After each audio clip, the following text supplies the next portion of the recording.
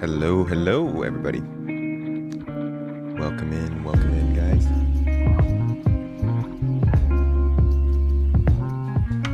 Sorry, just some headphone problems on my side. Couldn't hear.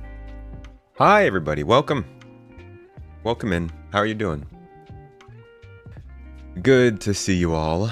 Welcome to Wednesday, guys. Okay, yeah, my headphones are clearly out of battery. Sorry about yesterday, folks. I missed y'all. My apologies. I didn't get to put an announcement out about that. It's a crazy week, you know. Sometimes things happen, and I had to miss yesterday. Make sure if you are looking for any sort of like updates on streams or anything, I'll make sure that something goes into the server announcements so you guys aren't left in the dark like that again. Very sorry about that. Hi, everybody. Welcome in. Good week to you all. Good day to you. Hope you're having a good week. Is the recap of the talk, or did they put in engineering gameplay in the PTU? No, this is just a recap. We're just talking today. Just looking at some stuff. I'm going to be drawing up some old references. In fact, let me pull that up right now. We're looking for the Star Citizen YouTube channel. And I believe they have an Inside Star Citizen with Count Disco, I believe was his name. Let me do that search real quick and see if it pulls it up. It does. Look at that. So the first one, I'm actually going to run us through this real quick, and we'll look at the side of their idea for an introduction to engineering, what it's supposed to be, where it came from, and then we're going to dive into the actual discussion, really, around all this gameplay. A lot of people have a lot of questions about this stuff, and it's pretty important. So, actual tomato foot emoji win. I don't think that'll ever happen, unfortunately. Sorry. Never seen my feet before. I just assume they don't exist. Got you excited for a second. I am sorry. No, I'll definitely, I'll have it in big bright letters whenever it is up in the PTU for you, but not today.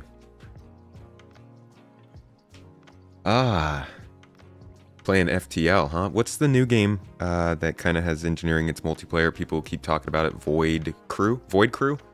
It's kind of similar idea, right?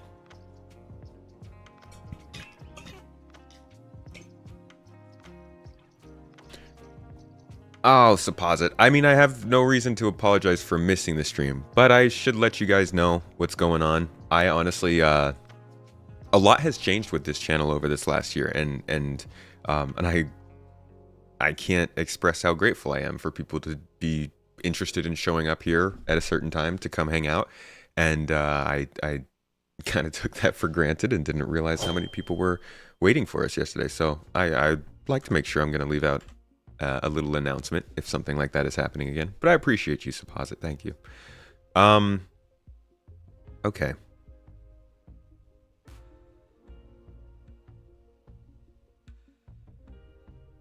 So, let's get this started, yeah? We've got a little review of engineering to go over. We're going to do engineering. We're also going to do flight simulation. So we're talking about all of the flight changes coming to the game as well, including new quantum travel, quantum break, control surfaces, and some changes to combat. It's actually a pretty big panel, this one as well. So this is going to be an important day. We're going to go over a lot today. I will try not to interrupt too much, but you know I'm going to interrupt constantly. So I won't make that promise to you. To start out, though, we are going all the way back to the first time we got to hear about engineering and sort of their plans and goal for it and their vision for it. Hopefully we don't have to raise the volume on this too much. I'm going to go ahead and do that just right now so we don't have to do it later. So this is just to kind of give you a little prep for what we're about to see in the flesh, finally, a solid 3 years after this. Let's get into it. And very hopefully, the studio. Let me know how we are on volume. The purpose of prototyping, especially for anything gameplay related, is to prove that it's fun. If you don't have it fun with a cube and a sphere, you can put all the pretty paint on top of it. It's never going to be fun. So with the resource management, we have this idea that there is one way the resources are managed throughout the entire game. There's one way to consume them, one way to produce them, and all the items everywhere, they use the same system. So we started by creating this small example of a ship where we have a power plant, we have a fuel tank, a battery, we have lights inside the ship, we have turrets, we have weapons. We try to build a priority system, so you never want your lights to have the same priority as, for example, your power plant or your weapons. Basically, as soon as we start the simulation, the power plant goes, I'm online now, but I have no fuel. So all of this energy right now, the lights start draining the battery. If we put some fuel in the fuel tank, as soon as we put it in, the power plant starts going online, the battery starts replenishing because there's not that many consumers online. If I go, okay, let's say I set my weapons, my laser weapons to fire, as soon as I do that, there will be more drain on the energy. We can actually see we have a simulation of resources. We know we're producing this much power and we're requesting this much. We're running everything through exactly the same system. Now, same thing, let's say someone takes out our power plant because it got shut down or got sabotaged. Automatically now we're on battery power. It might go, okay, we don't need weapons now, we're going to turn them off. Lights, I only need the one in the front. Oh man, guys, I just realized that I got you guys all messed up again. Once I repair my power plant, there you go. Goes online and I can start turning Sorry. stuff on again. And this was our first thing we did, where we built the ship. And we built this tool in a way that allows us to build different ship configurations. So as you can see, you can kind of understand the basic shape of a hammerhead. As soon as I turn on the simulation, we can see we have both power plants are. Here's the first big thing notable compared to CitizenCon. For 3 years, they used the hammerhead as their test case. I could show you the other videos they've done. We saw one at CitizenCon last year, you may remember, where they showed this in engine, not necessarily with the gameplay involved. And they've always had the hammerhead be their sort of testing case. Now, not only have they used the A1 for their testing case in the CitizenCon demo, but they also mention it in the monthly report. I mean, yeah, they might mention it because it's work, but it seems interesting that they did that instead of just using a hammerhead. And I'm wondering if they're kind of working through ships quietly to get them updated for this and not really mentioning it, or what. Oh, I meant the A2. Yeah, did I say A1? So yeah, it's interesting that they're showing this, but you're getting the idea already from how he's explaining this, that like this is what's supposed to make the game less pay to win. Oh, is the video volume high now? This is what makes the game less pay to win, in that it takes your big ship and it makes it a little bit more vulnerable if you're not actually properly crewing it in the situation it's supposed to be made for, you know? Are starting to produce power. The fuel tank starts to get drained. The battery is on full capacity. We have these relays. Relays are a new concept that we're introducing in the ship in order for all those resources to travel from the fuel tank to the power plant, from the power plant to the battery, from the battery to the lights. Everything travels through these relays. Now, each relay you have on your ship is going to consume power. So the less you have, the more efficient you're going to be. The more you have you're going to be more redundant. For example, in this case, let's say someone sabotages this and they destroy this part. You can see already this part of the ship lost resources. If we lose this one, this power plant is off. Let's say now I need to start shooting. So I'm manning my turrets and they're shooting. I'm starting my hammerhead doesn't have these weapons exactly here. We're just trying to simulate a ship at this point. You will start notice my lights started going off because in the priority my lights are very low priority. If you look at the battery is starting to drain. Let's say at this point it reaches 0. It ran out. Now this turret is off, it doesn't have power. This one is not running at what we requested because there's only one power plant running right now. Now if I have a mechanic on board, he'll go, okay, this relay is broken, get power back to that power plant. As soon as we got power back to the power plant, we're starting to get our resources back, lights start going back online, we're back in business at this point. But let's say we have, I don't know, a smarter saboteur that goes, well, I kind of see how this ship is configured. I'm actually going to cut it in half. And this is usually like a worst case scenario. The system is smart enough to understand the idea that once a ship is cut in half, this front part of the ship has its own resource network, and this part of the ship is its own resource network. So it runs them independently. So everything in the back gets powered by these two power plants, but anything in front is completely dead because our battery is dead. As an engineer, your main goal is going to be to keep your ship as operational and as efficient as possible. So let's say now I'm transporting goods. I'm just moving from A to B. It's a pleasure cruise, no problem. I never want to travel like this. Each of these relays is going to be a drain on resources. So I'm going to turn this one off because I can turn this one off and I can turn this one off. And power and resources still have a route to travel. And I'm still keeping everything online. I'm trying to minimize the number of things that I'm powering on the ship. So this would be a viable configuration in which I'm still keeping everything on the ship fully functional. But let's say I go into battle. With this configuration into battle, if I take a hit here and this gets shot or gets sabotaged, I instantly lost half of my firepower. So it's a good thing to use when you're not in danger. When you're in danger, you just switch stuff to a more redundant system. Besides this, with all the overclocking and setting power levels, setting resource levels for each items, setting priorities, I think that the engineer is going to be a crucial part of the ship. So this is where we are right now with this prototype. This is going to take quite some time to implement. This touches on a lot of systems. A lot of stuff will have to get refactored, but we're hopeful that once this reaches the live environment, this is going to make the game so much better for everyone involved. Agreed. So that was our first look at how engineering was supposed to work, and it was rudimentary, but you get the idea of like everything needs to be balanced. And looking at how that's supposed to function, there's going to be a ton of UI for it, right? Like you got to have UI to set the priorities, UI to set roles, UI to see all the things, to interact with things. It's going to be a lot. So that's what we're about to look at here. Now, going back to my pay to win comment, when I said that, I'm going to get crucified for that in the comments. When I said that, specifically, I'm referring to combat ships.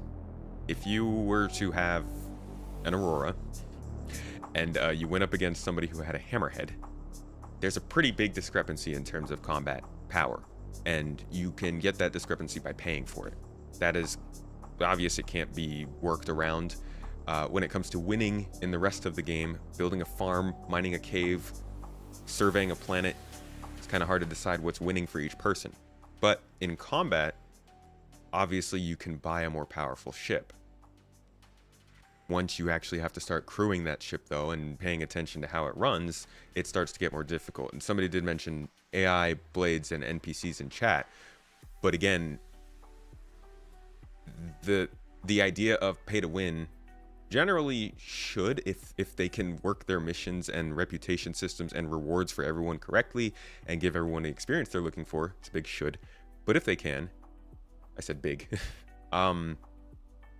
then it really should only matter when you're in a PvP scenario, in which case you're always going to be at a disadvantage if you're using AI blades or NPCs in a PvP scenario, because they're just not going to be as good as humans no matter what, unless those humans are really bad. But I think like players will be able to use those things for their general situations, PvE, in which case it's not really affecting other players too much. But I don't think those components will be as skilled as a player is going to be on a different ship, or on the same ship, I guess. Have they said when Maelstrom is supposed to start testing? Not yet. For you, pay to win actually also includes paying for skipping progression. Well, that's a big thing about Star Citizen, is not having skill points and stuff in game. Hopefully that stays true. In equal battle, but using AI blades or NPCs and Hammerhead against an Aurora will make it a nightmare for that pilot. Yeah, can't get away from that. That is true. And that's why I said it will make it less pay to win. Not completely not pay to win. Have you seen an Aurora squadron? Well, multiple Auroras.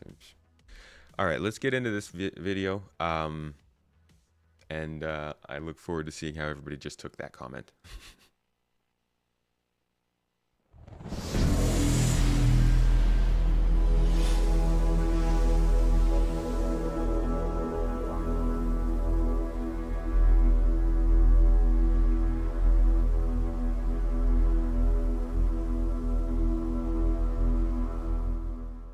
Hello. I'm Thorsten Leimann, lead systems designer for the EUPU team, and welcome to this little presentation of our most ambitious feature that we are working on for quite a while already. We already talked about it several times, but this time it will be a little bit different. So before we start jumping into the presentation, here's a little disclaimer. Everything that you're about to see in this presentation was done by the EUPU team, so, well, mostly. We got help from the vehicle content team and the VGPU team. So what you will see here is mainly placeholder art that was either done by Guillermo, Bastien, or me, so members of our team, and it's gameplay that we focus on in this presentation. So what you will notice here is also that the UI is still work in progress, so visual changes even throughout this entire presentation. So we are still iterating. But let's start with the actual presentation. Those that follow us for quite some time probably know about the resource network already, but let's do a brief recap.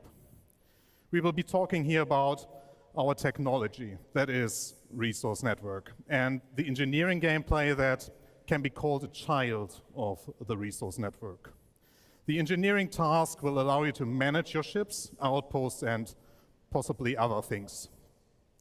Let's have Guillermo talk about the technology first. I think that might be the only time they talk about that here. But that's a very important sentence he said.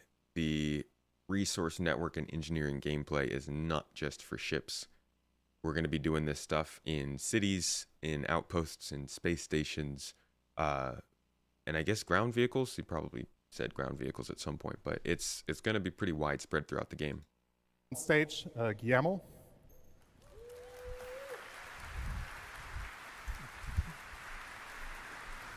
Oh. Thank you. Hi everyone, I'm Guillermo Bilbao, gameplay programmer for this team, and I'm going to talk about the resource network. So what is the resource network? The main drive for the resource network was replacing the previous pipe system you might have heard about with a new system that was more generalized, easier to expand, and that would support all the gameplay we actually want to do. And yeah, so it is a network, as you can see on that picture, showing the connections between different items, even those inside of your containers. And it enables specifically the relay gameplay we're going to show right after. So it will have a global impact. You're going to see it in ships. You're going to see it in outposts. It's built to work with the cargo system in some ways. And as for interacting with it, the engineering gameplay we're showed today is going to be the biggest example, but you will also see it in other places, especially in missions. Let's have Thorsten talk about it a bit more.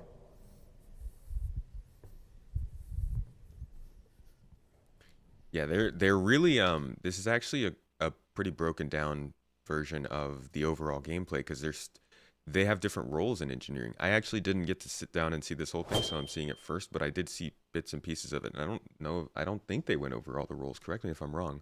But I guess we will find out anyways pretty soon here.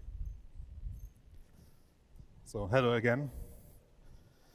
So as a crew member of a ship or a person managing an literally the next slide, he talks about the roles. Jesus. Outpost, you have several responsibilities, where the engineering topic can be split in 3 activities, and you can decide to share those responsibilities or take them all by yourself. It's really up to you. Every task requires their own skills and their own tool sets. There is tuning.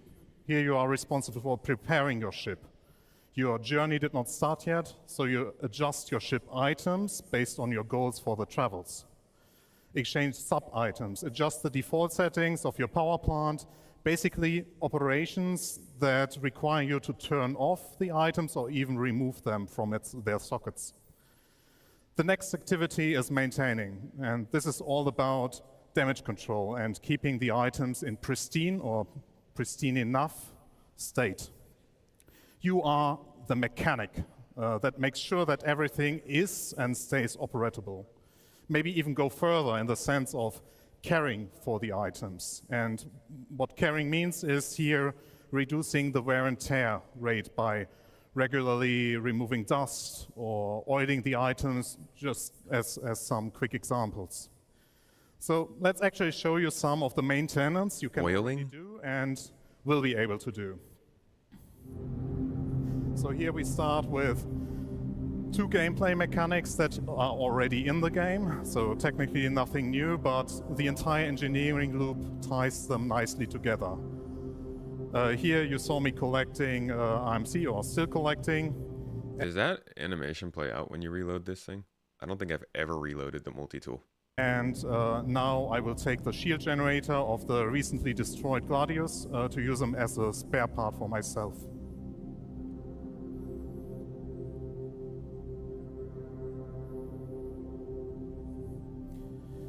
So all of this is of course optional. So you can purchase those items already and in the future even assemble them for yourself. So crafting. Just drop the C word in there real quick. While the Fury approaches, you might get the glimpse of a debug UI. So there's the Fury now coming. I activated the debug UI to show you the health state of each item. And what you should have seen is that the shield generator is fully destroyed and the power plant that I'm about to take out now is in low health. Low health means you can still repair it. So which will be happening now with Guillermo and Pete repairing the power plant after I removed it from the Fury. So it's making it fully functional again. And here you see the debug UI, the health is now fully up again. Man, I'm trying to account for the health of all your components in like a single-seater fighter or something. Or I guess in like a heavy fighter that has a lot of components but nobody else to account for that. I guess that's going to be part of the co-pilot seat in a lot of these ships. And that means that it runs at full efficiency again. And here you also see that the shield generator is at 0 health. So the destroyed shield generator cannot be repaired because it's destroyed. So I have to exchange it with the spare one that I collected from the Gladius. Yeah, but what do you do with it? Just chuck it? Chuck it into space?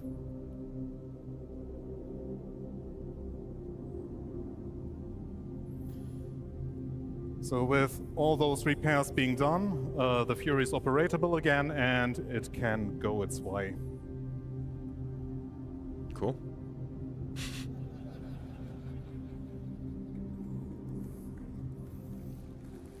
It's a really simple demonstration because it just works how you would expect it to. It doesn't really feel like a lot because that's just makes sense, but like the enormity of all of the things coming together, from the component being physicalized to the tractor beam working on it to the power actually flowing from the component into the ship and the ship understanding what's going on, is that's game changing. Actually game changing. I mean, you can't just have a couple of like the idea of having 8 different ships. For example, they had a shot in ISC, what was it, earlier this year, where they had like 20 Furies on a C2, I think it was, maybe, or an Idris or something. I don't know, but they had a ton of ships fly out of this one big ship, right? Woody Bear, thank you so much for the super chat. Appreciate you. And when the ships flew out, it was really cool to look at. But now when you're looking at this and realizing, hey, these ships are sitting on your ship, they're going to need to have spare components. You're going to need to be able to repair them. You're going to be able to maybe switch out a couple of spots, and you have to be able to store that stuff too. So you need cargo space for those extra components if you're carrying a ship around that you want to use as a snub fighter, which means now we're starting to limit the amount of ships you can bring on a ship, changing up the whole pocket carrier dynamic, and maybe making something like the Idris much more valuable than an 890 jump. That being said, there's still tons of cargo space outside of hangars, so it might not limit it that much, but like that's just an example, I think, of how there's a ton of knock-on effects from this kind of change. You can see how engineer is a full-time repetitive job to fix a squadron. Yeah, it'll be repetitive to some extent, and I think the focus on beam gameplay is missing the variables that they'll use to make each time different. The Liberator having 440 SCU of dedicated cargo in addition to its hangar and landing pads is important. That would be part of it. Will we get a plunger? As long as you're not on a Drake ship. Big ships should come with engineering logistics. I mean, like a person should be in charge of engineering logistics. You'd have loved to see repair gameplay somewhat like mining gadgets. Attach repair gadget to a component, get a readout, tweak some buttons and dials while gadget goes to the repair. No beam required. I don't think this is repair gameplay. This might be like this is a placeholder essentially for the demo. You can actually look up Star Citizen repair design documents and you will get a full readout of their early plans for repair gameplay. I don't think it'll be exactly what this is, but this is getting, they try to follow these design guidelines. Repair is going to be a lot deeper than just pointing a beam at a ship and making it work. Those are more of like the personal multi-tool field repair kind of stuff, whereas you also have component damage, subcomponents, modules, and armor. So I would wait to see what repair is going to be. I think this is just kind of temporary right now. We wanted to write a message, but YouTube messed it up. The real question is, how many are going to die of getting spare components thrown at their heads? Well, whoever's crewing with me is going to have to keep an eye out for that.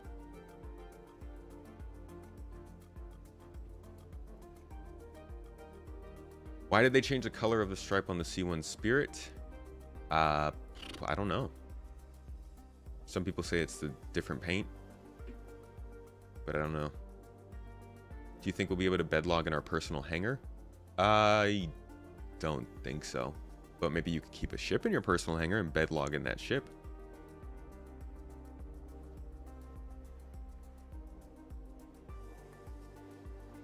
You're a mechanic in the military, you're done with the repetitive vehicle service?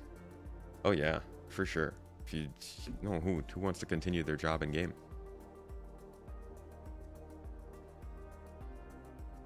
No, it's not just going to be beams. I mean, is mining just beams? Nothing that has been introduced as a beam besides medical is still just a beam. Okay, and tractor beams. Sure, fine. 2 out of 3 of the beams, whatever. No, but it's not just going to be beams. I mean, they haven't even actually introduced repair gameplay. Just remember that. Consider that. There's this is not the official introduction of that.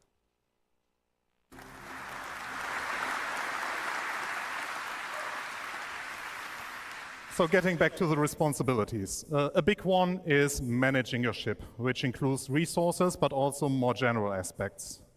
You have to manage the power distribution and come up with informed decisions, like reacting to hazards like malfunctions, fire, low energy, but also calling out items that need repair and maintenance. You will delegate the rest of your crew to keep your ships intact, like giving clear priorities of what needs to be done first. Let's take a look at another video here. So this is the first glimpse of the engineering UI in action. It is still being worked on, so it's heavy work in progress. Let's start with looking at the item view. Not gonna lie, what did you guys think? In all honesty, give me your complete honesty, guys. What did you think when towards the beginning of the year we were seeing we saw an ISC about this? It's an ISC and an SCO, and they said this gameplay is coming possibly sooner than you think. What did you guys think before they said that? What did you think this would be looking like? And then after they said sooner than you think, what did you think that meant? I'm curious. Will engineering and repair come with AI at the start? I don't know. I think it would be a good idea. I think it's going to be kind of like cargo is. now that cargo's in the game, all ships are carrying some kind of cargo. When engineering is in the game, ships will probably all be using it, but they might have missions where you go and repair an AI ship. Before people start going off on how complex and unfun this might be, I'm willing to bet that this gameplay that is in addition to the standard gameplay that we already have, you don't have to engage in engineering. Yeah, I just made that comment on in Twitch. This is just another example of something that's hyper specialized, and the fact that people don't like this and don't want to do this is kind of the point. If everybody likes to do everything in this game, nobody's going to have a specialty that makes their experience feel all that much different. Like, if everybody feels like dogfighting is the best thing in the world, everyone's going to do it, and you're not going to be able to hire dogfighters. If everybody feels like engineering is the coolest thing to ever do, everybody's going to want to be an engineer, and nobody's going to want to do the other jobs on the ship. Like, there have to be some kind of... Obviously, everyone needs to be able to do a basic repair. Point a gun at a component, press a button. But like, if you want to get deep into engineering like this kind of stuff, it's gotta be kind of wild, right? Both for the fact that those people are spending all their time getting into it. You got to make this for people who are going to spend 500 hours doing this kind of gameplay. And then you have to make the basic version for the person who spent 10 hours. So like, you can't avoid making it not fun for other people if you're going to make gameplay that deep.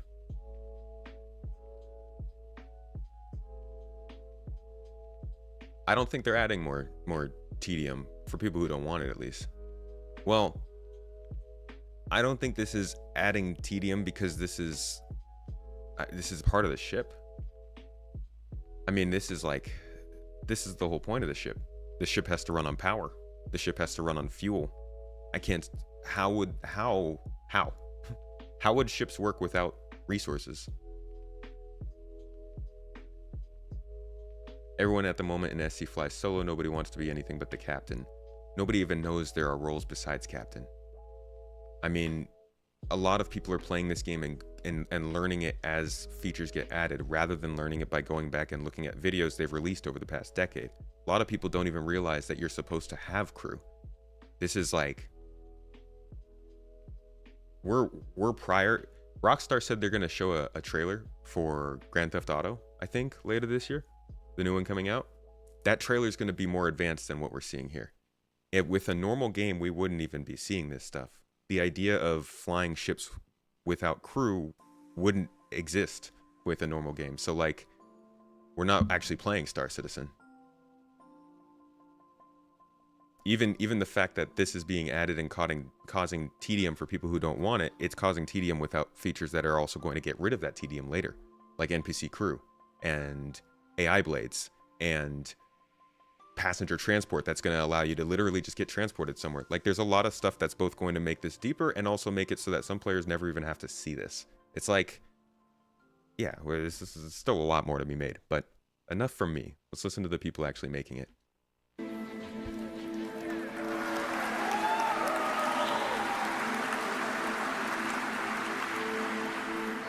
So you can see the full setup of the network with the relays, the green dots connecting to each other, and the relays connecting to the items.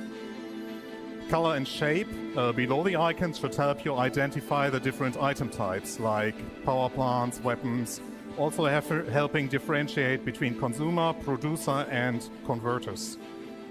You can tell the current state of the item, that means the amount of energy it produces, consumes, or has stowed, the health state it is in, the current wear and tear on the item, and the current state it runs in, like charging or being in an idle state. You can directly interact with these items, turn them on and off, and in the future even switch their states. If you hover over a relay, that I will be hopefully doing soon, you will also see that the amount of fuses that are still active, and because a relay consists of several fuses, basically they're their own set of lives. And here you see all the details. And you can click on the items to see a 3D render of the power plant here, the quantum drive, sorry. And here's the relay overlay. Here Pete shoots a relay to show the UI updates on the screen. So once this relay got shot at, you will see the update here on the UI that suddenly the entire right-hand side of your ship lost power connection. And what you might have not picked up on the screen is that actually the power plant here that I'm now focusing on is on low health. So I'm commanding Simon to repair the power plant to get it fully operational again.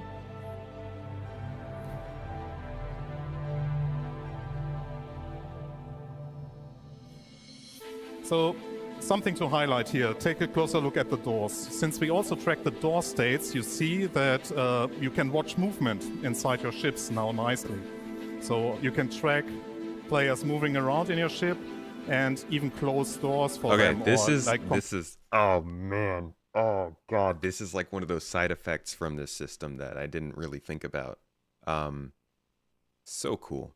And I'm betting you're going to have access to this, whereas people who are on your ship but not part of your crew and are just like scanning your ship probably won't be able to see actual movement, so you have a huge advantage up on people doing this. But I think this is a lot of what we've been waiting for in terms of ships actually mattering and feeling like spaceships instead of just like your Starlifter not just feeling like a bigger small ship, you know. This is also what causes Multicrew. Like Chris said in chat, he'd love to fly with a crew, been looking for it, have joined several large orgs, and it has been non-existent so far. The resource system would be great if folks would be willing to fly together. Star Citizen is a game of push and pull. The game has to pull us into the gameplay that they want to push. Nobody's going to fly multi-crew ships because there was no reason to before. There was no life support. There was no redundancy. Like you got more out of flying 2 small ships than 1 big ship. Now it's possible that you're going to get more out of flying 1 big ship than 2 small ships. This is all part of the whole point of pushing people towards actually trying that gameplay. That's why they're doing this. Up until now, nobody had a reason. Now people have a reason. And as this comes into the game, they will have to tune it. They'll have to make it so that it's not too much of a drag. They're going to have to take feedback from people to understand what people like and don't like in live. And that's why it's kind of nice to be playing in alpha while it's being made, because we don't have to see this gameplay and realize that this is our permanent future. We get to see this gameplay, and then we get to talk to them about it and tell them, hey, this kind of sucks, change it. And they do. We've seen it multiple times when things go back to the drawing board or get changed pretty drastically. So let's give them feedback on this if we don't like it, huh? Compartments in this case, where Simon just forgot to close the compartment.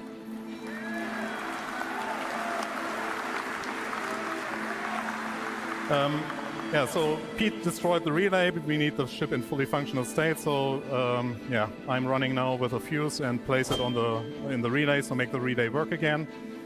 What you can also do with the doors is that you can create safe pathways, because you sitting at this engineering space. Does the silhouette of this look kind of like Serenity to anybody else? Just like a little bit. I think it's because of like the curve right here. You can see. We have more information in regards to your ship than the others. So you open doors to create a path that the players on your ship have to take. Now to the room view. That is mainly the life support controls plus controlling all doors. Again, we show the details of each room, like the temperature, pressure, atmosphere composition, so everything that is relevant for like you living on a ship. We also show the door states, where you can now have precise control over each door in your ship, as you see here. This will also allow you to have more control over which door or compartments to open. So here, again, showing opening the power plant. That also helps very much in already telling players, hey, you should repair this item, so I open that door for you, and they directly know which item you mean. It also allows us to control like the outside facing doors much better. So you can directly open, if you just want to open the left side ramp or the front side facing ramp or the back facing ramp.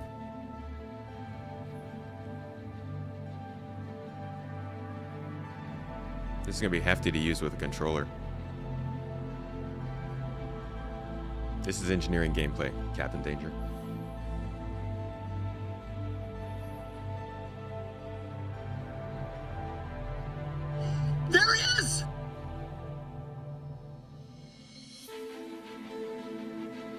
I hope he goes more into life support. This is from CitizenCon. So we did it last year already, but let's make our crew suffocate again. So the moment that you basically pull off their helmets, and now me pressing the cycle button, you see that the entire atmosphere in this room is vented. Hey, why is it that I keep saying things and then he just does them? Maybe I should just not say them, or should I keep saying them so he does them? And yeah, well, the consequence is death.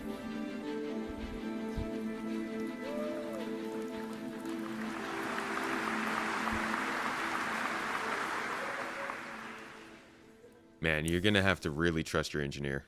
So, as you can tell, engineering gameplay will bring a lot of changes. Some of those changes are adding batteries to ships that will allow you to get a little bit of extra power for a short amount of time. Allowing you to control items directly, where it's not only their on-off state, but also their resource consumption.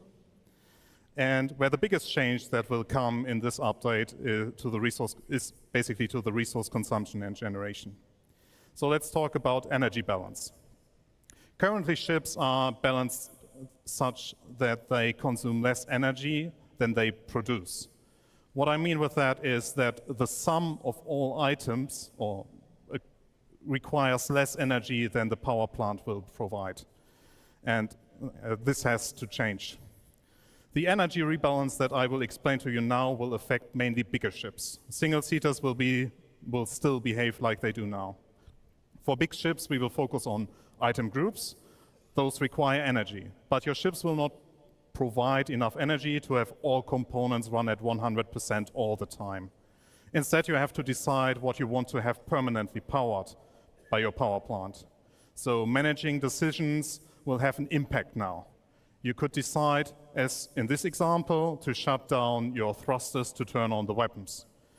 Isn't the best choice, since you will not be able to maneuver, so might not help when you are attacked. You would be able to shoot though. I mean, this isn't like this is pretty standard across space games in general, where you have to balance power systems and weapons and thrusters and something. Can a mod on Twitch please help Ryusuke? They're trying to get something done on Discord. So yeah, I think this part is it's not necessarily the concept of this whole thing that people are more intimidated by. I think it's more the way it plays out, which is like more in person. Because this is like, I mean, this is how it works on Star Wars Squadrons, right? How it works on Elite Dangerous, Starfield. There's just more of it here. So I think, yeah,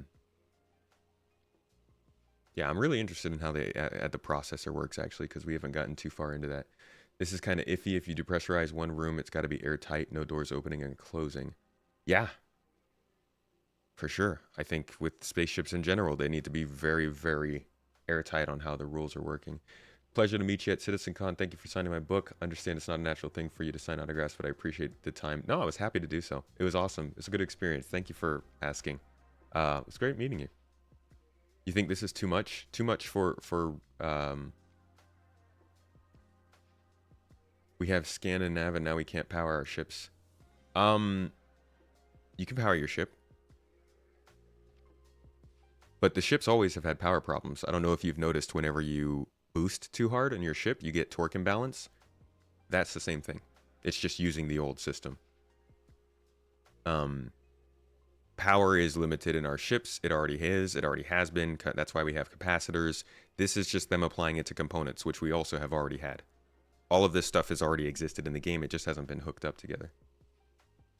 But that's why you might want to fly. You might pick a ship that has more redundancy. Like, people say, oh yeah, the C1 is useless now because of the Zeus. Maybe the C1 has 3 power supplies. Maybe they retrofit it when they update the components in it and give it a ton of redundancy so it works better than any other ship of that size. I don't know. That's just an example of how this system makes a ship more than just the basic stats of that ship. It allows people to customize and run a ship how they want it to run, and it makes everyone's experience a little bit more, while also introducing an entirely new career path for a ton of people to do for hundreds of hours, which I think is a win for an MMO. Of course, it depends on how it rolls out, but I don't see how this is too much for an MMO of all things. Comes in the batteries. In scenarios where you need to react, you can activate the batteries and use the additional power. Batteries won't last forever, but you at least can power additional systems. You will be able to recharge the batteries again, but you need to free up energy from the power plant to direct into the batteries. I think that was a little bit more than just a recap, but now Guillermo will talk about malfunctions. Oops, sorry.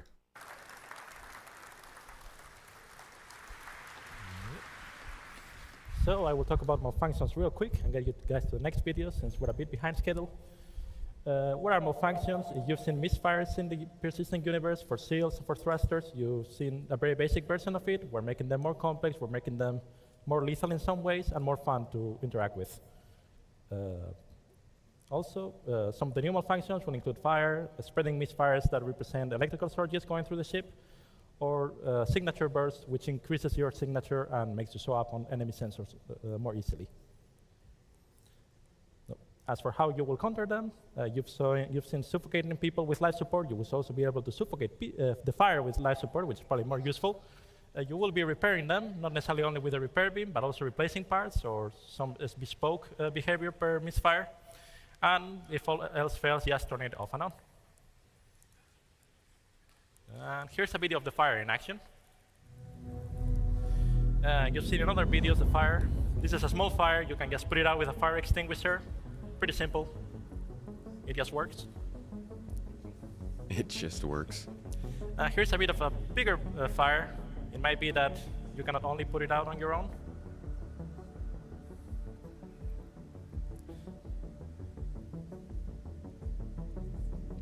So here we have one crew member that's going to try to put it out with a fire extinguisher to mix results.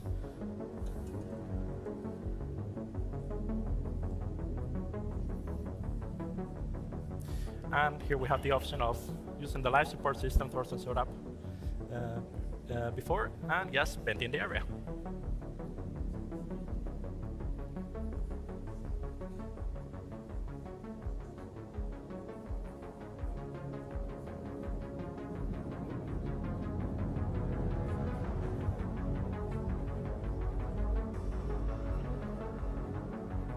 And now you can see that the fire, once we get to that compartment, has been successfully put out.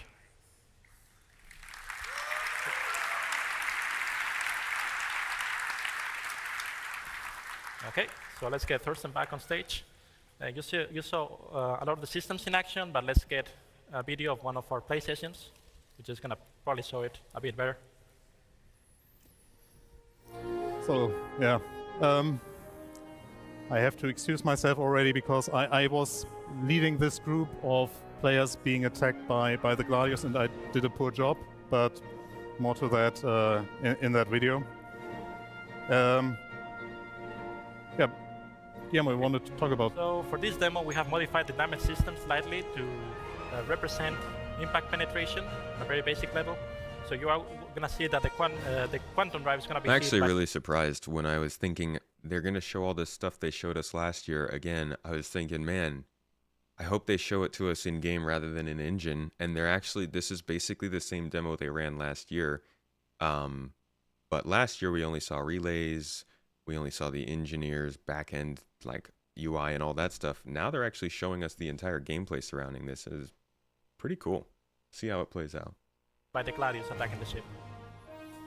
So, yeah, being attacked by a Gladius for an A2 isn't like a big challenge, but in this setup we were not like fully staffed. That means we had our engineers running around and yeah, no one being seated in the turrets.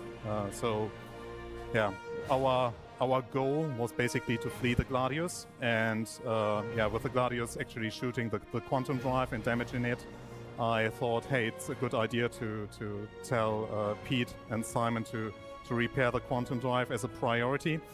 as you can see, I somehow missed that the habitation room caught fire. I tried to, prevent further damage to it, but I failed. So that was causing a bit to the panic, so I even got distracted in this moment. Not gonna lie, this also, again, this is all gonna depend on how you look at this. Some people are looking at this as what they have to do. Some people are looking at this as the gameplay it provides for anybody to do. I think the second way is a little bit better for people who want to be engineers.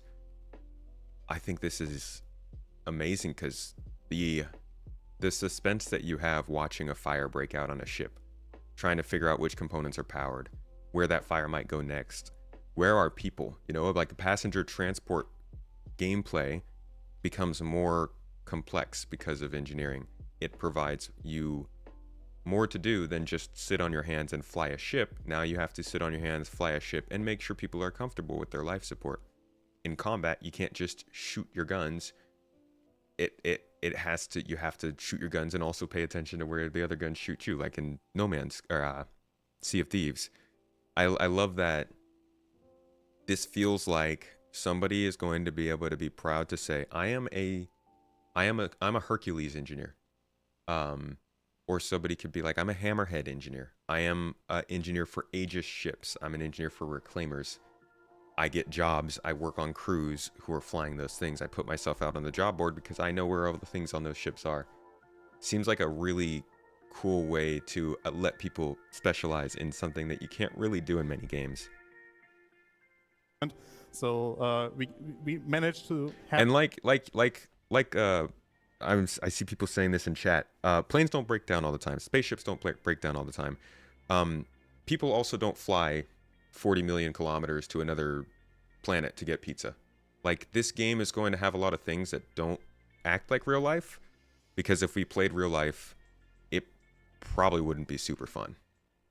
Have the quantum drive survive, but here I notice, actually the power plant also starts to take damage, and at this moment I'm also telling Pete and Simon to switch their attention to the power plant, because if we lose the power plant, it's also like almost impossible to flee. So here I realize, oh my god, we are going down fast, and I think at this point now, I opened the compartment to make it access faster, but that was already too late, so the power plant died.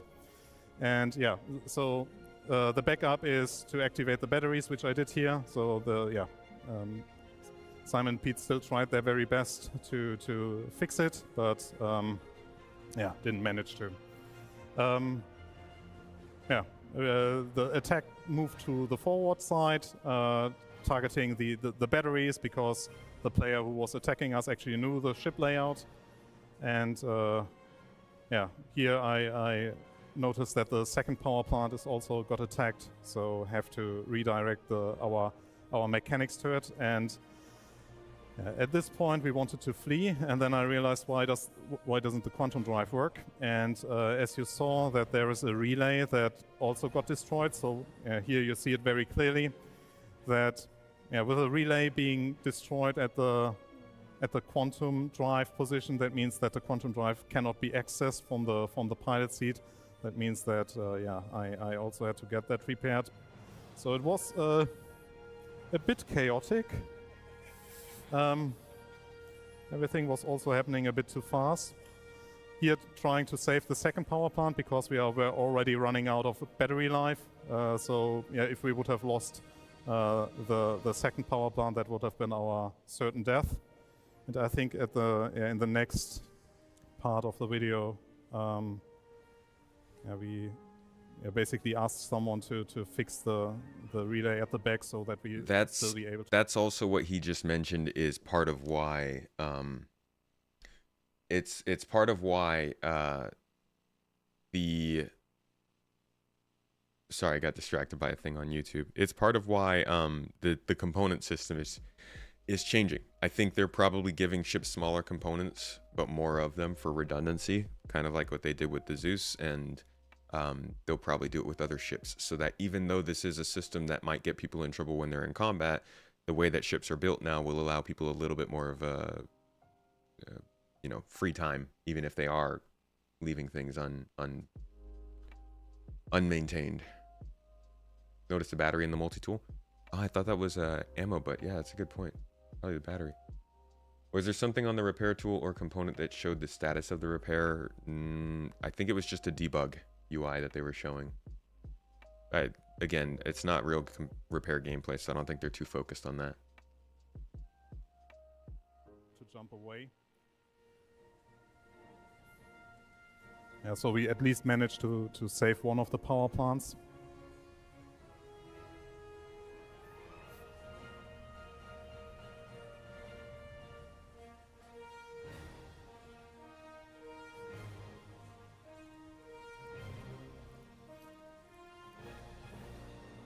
Yeah, that's now, I think it was Pete running there and fixing the fuse. And the next step was the pilot trying to push the quantum drive, but it was too late.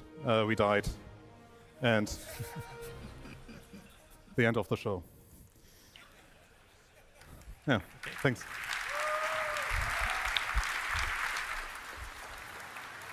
So, what you just saw gives a good idea of how busy ships will be and what meaningful multi-crew gameplay will look like. But what about the future? Since we worked on technology that will be used throughout the entire game, you will see more and more coming utilizing this tech. It will introduce... This is pretty important as well for folks who are talking about the amount of time it needs to take. Time to kill for ships is going to go up a lot because they're not going to just blow up anymore. They're going to take damage. You're going to lose parts. Components will still be able to be killed and shut down, but it's going to take a lot longer for ships to actually become disabled. And even after they're disabled, it doesn't necessarily mean you're going to die and you can't still use the systems. So just keep in mind, there's a lot of ship systems besides engineering that aren't going to impact how this works. Systemic gameplay with allowing players to come up with creative ways of manipulating their environments. Sabotaging a power plant or destroying a vital relay that connects it all to shut down an entire enemy base that can include its life support or security systems. It would also tie in nicely with Maelstrom that you just saw, and anything that will break off will lose its connection to the network and therefore have an impact on its functionality. So it's a real systemic feature. The technology allows us also to take further steps into the crafting profession as well as in the base building, where both are related to each other. Bases built by player will also form resource networks and come with their unique challenges similar to ships. We are all really excited about the future of this tech and all the associated features. So there's a huge thanks for all people involved. So thanks to the entire EUPU team, the vehicle teams, Jared, active feature team, and the arena commander team. They all were super supportive to get this behemoth into a state that you could see here. And it's something that has been a long time coming, and we are really proud of it. So thank you for sticking with us on this journey. Wait a second. Was Dan Truffin's name on here? How is Dan Truffin's name on here? I feel like he's the one who's always presenting this the last few years. Is he not? No, he's not on EUPU. Is he? He's on EUPU. I don't know. That's interesting. Either way, there's a team on this journey. That's engineering gameplay. I mean, we mostly talked about it as we went, so you got most of my opinions on it, but this is important stuff. I mean, they obviously have to make sure this isn't going to be too much of a drain on people. The most important application for this is going to be on small ships because that's what most people will be flying. That's where it needs to be the least hands-on, probably. But it also needs to be featured in a way people can like jump into it and still try it out. So that's going to be an interesting application. I think for large ships, people should be expecting this to be a pain. Like, this is part of the balance of capital ship and large ship and even medium ship gameplay. Yeah, so this is, yeah, it's a huge balancing act. Like, I mean, you guys know, you know how this works. They're going to put this in the game, and it's going to be wildly off for a lot of different ships in a lot of different ways. And then over the years, we'll have to figure out how it works. This game's still a while away from where it's going to be. They did it with mining. They're doing it with salvage. All kinds of stuff. There's always COD or something for folks who just want to shoot things. Or even Star Citizen, you can just shoot things, right? You just need to find somebody else who will take you to the places where there are things to shoot. Mom just told you while she was trying to teach nationalities to our niece, she said, "And uncle is American." Dora strongly refused and said, "No, my uncle is Turkish." She knows.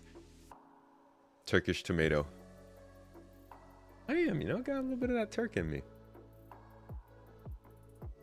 Medical is a pain to you. You hated it when they put it in, but you like the way this looks. You'll be a fixture, not a healer. That's fair. You just got to carry somebody around with you who likes to heal, right? Like a good friend or something.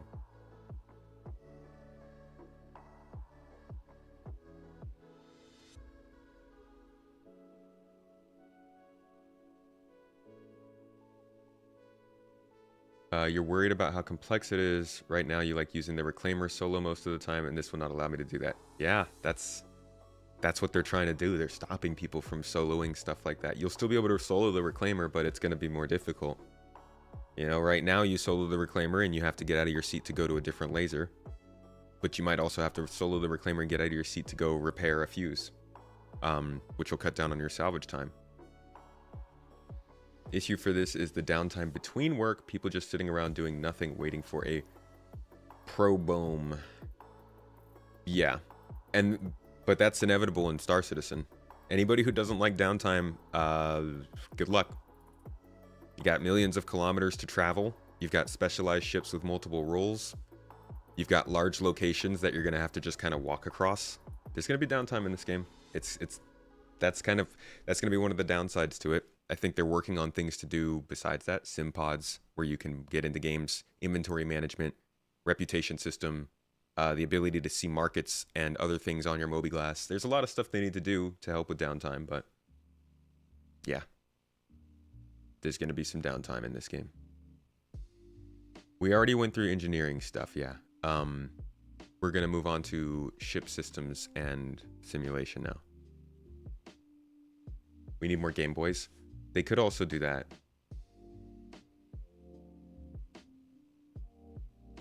Empyro, you found some fruit in a farming plot you could harvest. Oh, that's cool. You think the Sea of Thieves reference is the best way to describe the small, medium, and large ship selection? Yeah. I mean, this screams Sea of Thieves, right? It's just more complicated. It's the same idea, though. All MMOs have downtime. Hey, the poets, how you doing? Clean and repair your guns. Manage your inventory. Eat. Hygiene. Repair your weapons. We already said that. Repair your ship's weapons. Rearm them.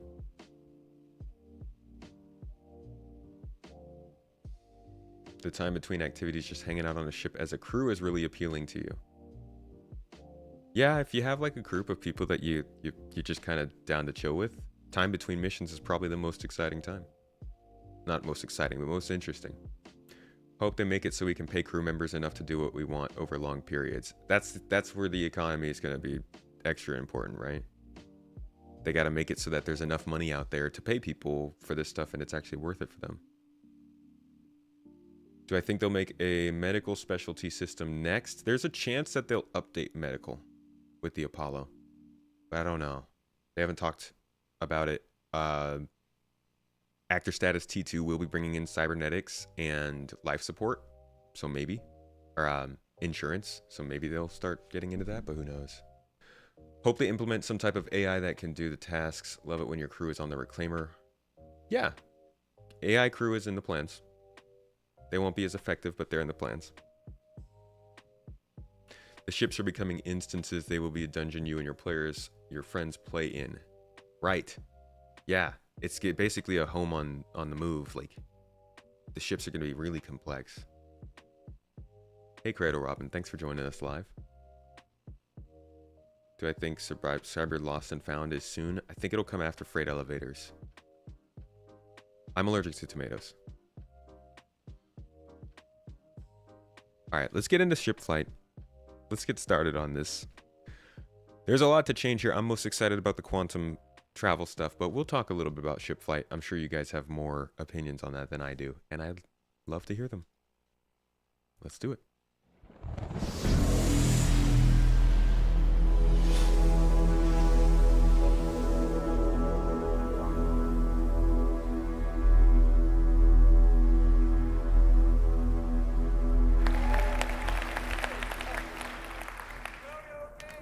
Hello, everyone. Is my mic on? Okay. Can you hear me? Fine. These are the wrong slides. Hang on. Well, hello, everyone. My name is Yogi Klatt. I'm a principal vehicle programmer at Cloud Imperium Games, and I focus on space flight and space combat. I really love my job, so this is why I'm really excited to show you the progress that we did on Squadron 42 in the last 2 years. So there's two things I need to say here. First thing is, we're doing a live demo, and the build is about 12 hours old, so there is a good chance. There is a good chance for bugs, which, well, if you see them, just look away. It will be fine. The second thing is, I'm not flying myself today. It will be Brent Gunzinger. Where's Glenn? He's using a setup of 2 VKB sticks, so left and right HOSA setup from VKB, and he's also using the fantastic Toby device. So we'll swap during the presentation between using head tracking and not using head tracking. Yes, so, but the good thing is, the relationship between you and your starship, it doesn't start when you take off, it starts way before that. There's a lot of stuff we do now in pre-flight. So please welcome back Ines Caldas, who will walk us through that process.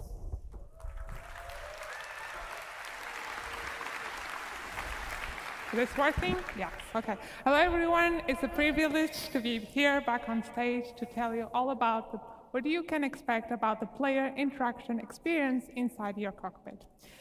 If you, like I've told you before, how we've been working towards improving the player interaction experience all across our game. And we wanted to bring these improvements to what happens inside the cockpit. So we wanted to give you a greater immersion and Okay. Yeah, the slides are not, sorry about that. Yeah, so you want to give you a greater immersion and give you a closer experience to what pilots go through in real life, not only when you're flying around your ship, but the moment you take your seat at the cockpit. So to achieve this, we've created when you enter your ship, you'll be put in what we call a new relax pose. So in this pose, you'll have free look enabled, so you can easily look around the cockpit and your dashboard. The prompts will be showing over the buttons, so you can easily find the ones you have to interact, and you, the pilot, have to press all the different buttons to get your ship ready for flying, and the character hands will be lowered away from the control stick. So all of this blends neatly into our new player animated interaction system, whereby any button is now physically pressed. So this new system uses what we call a CDIK approach. This stands for code-driven IK, or inverse kinematics, and gives full control of the IK setup to the code. So this, among other things, allows us to record the path of the hand relative to its target. They've talked a lot about this tech over the years, and I'm wondering if this is something that they're going to have to do custom for each ship, or if this is because they've talked so much about this being part of their flight experience team setup, if this is something that the ships kind of, it's more system driven, because it's inverse kinematics. Since all the buttons are already in their place, does that just mean that the inverse kinematics can guide the hand there, or do they have to get creative? Because there's also buttons that are out of reach on some ships. Going to be interesting to know how that works. And yeah, the flight ready button is going to stay on this ship. I think what they're going to do is tuning gameplay is going to start at the very basic level with your ship startup. That way, when they introduce engineering gameplay through tuning, small ships, large ships, medium ships can all take part in it, but you don't have to because you could just hit the flight ready button. Maybe, I don't know what they would do, but a custom startup would probably give you some buffs compared to a regular startup. And the buffs could be your ship starts faster. Maybe flight ready, you hit the button and it takes 5 seconds to start. But if you hit the sequence of buttons, you can do it in 2. I don't know. But I think there are going to be some benefits to turning on different systems at different times versus not. And yeah, we'll have to see how long it takes for them to implement this. And have more detailed animations than just simply blending the hand into position. So for example, we can open a flap and then press the button. But you know, enough of me talking, let's go jump into the demo and see all of this in action. So now. So Brand very kindly will get us into the ship while you'll see the new enter sequence. And you'll see the new animations we have been working on. Remember, the Gladius is the test bed for this kind of stuff.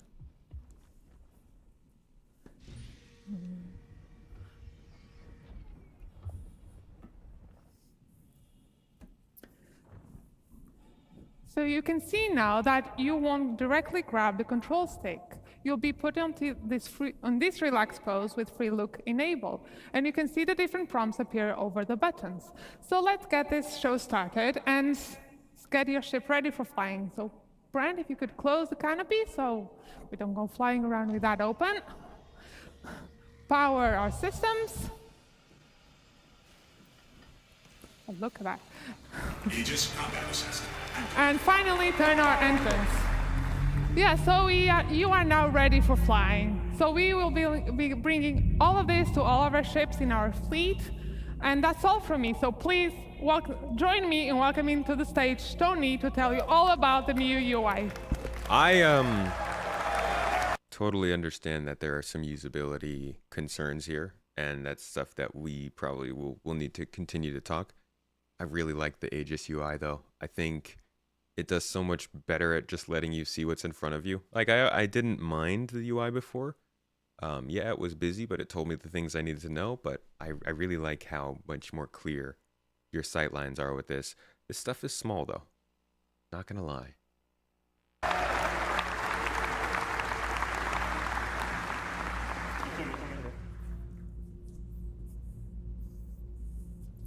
Hi everyone, my name is Tony.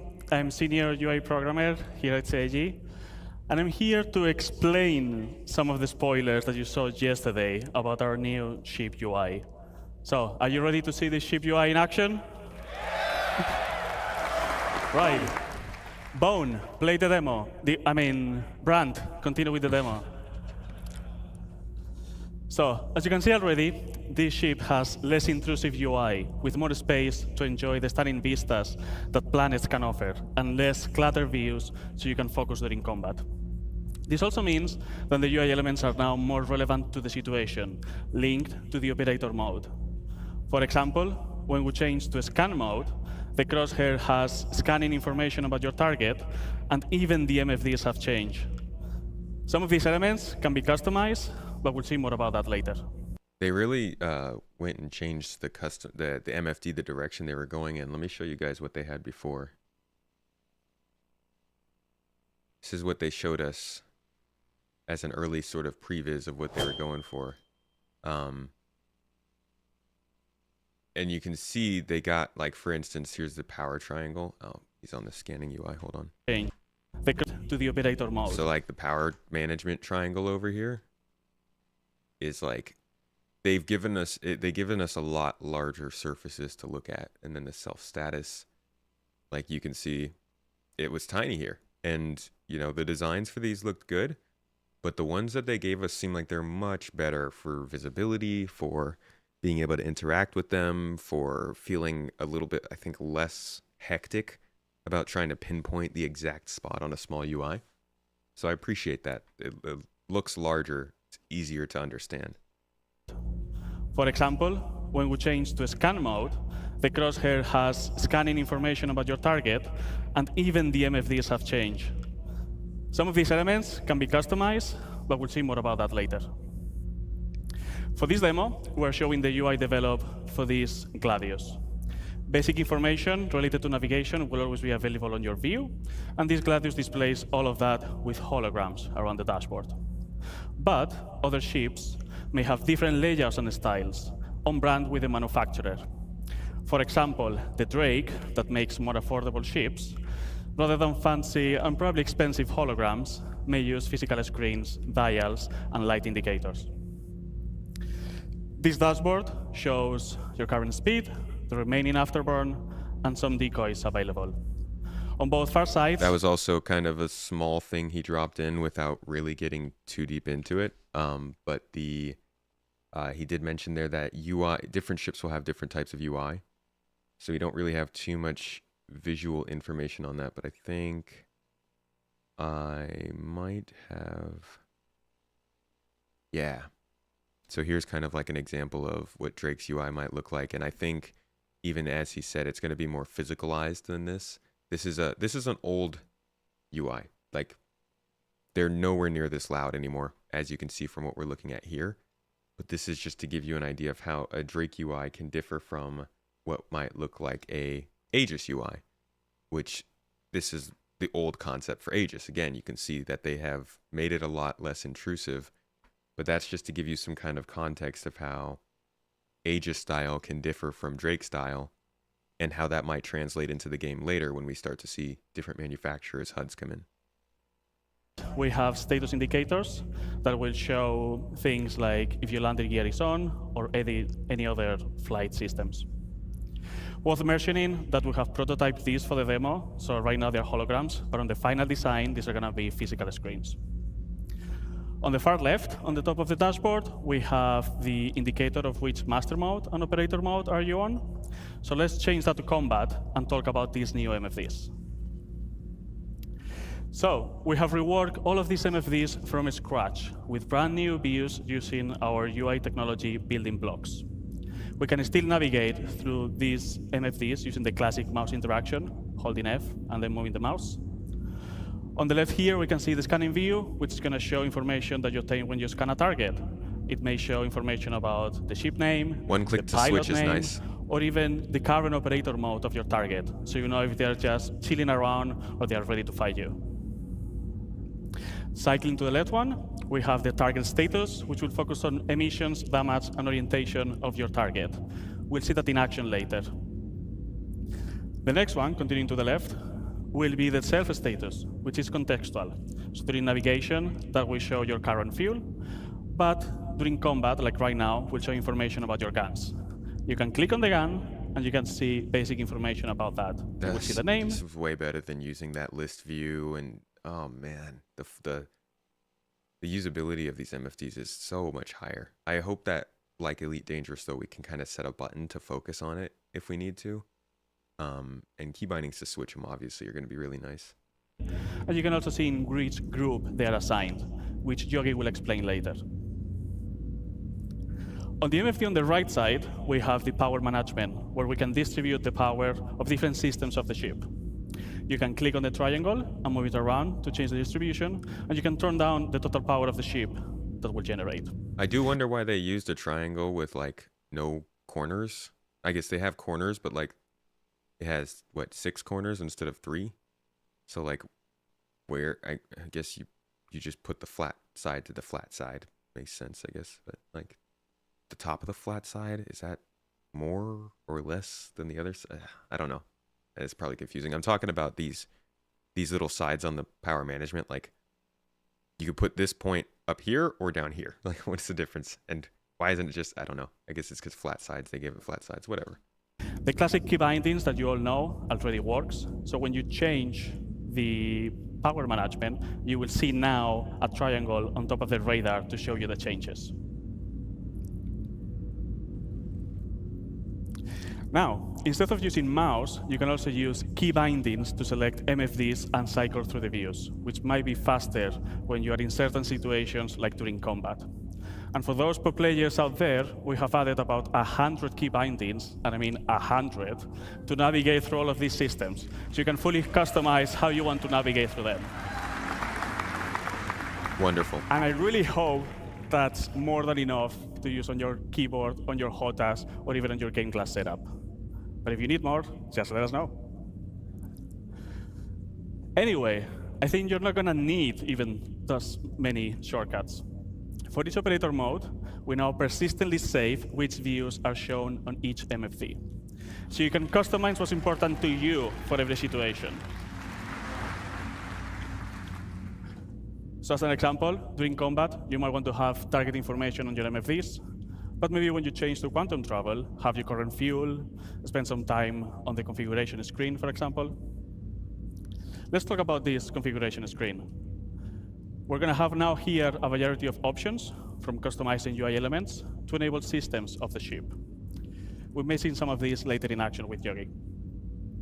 These settings are now available on this screen, not in the global settings of the game, for quick access. So just as a warning, expect changes on the settings that you already know, but we'll tell you all about it when we have it ready. And the important bit about this is that they will persist to your ship. So you can keep different setup of which UI elements and even ship systems enable for how you personally use each of your ships. Yeah, see, that's so we're going to be able to change our MFDs for each ship, each flight mode, and I guess I don't even know if did they mention each person.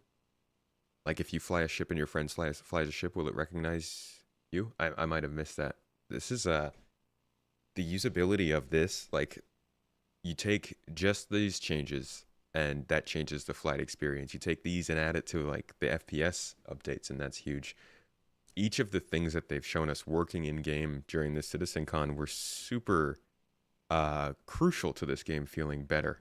And I'm just super excited. I'm so happy that it's actually in game, all this stuff, and it's not just like slides and talking. Granted, of course, this is a closed environment with this specific ship, but it's still something that they have working. You know, that's nice to see.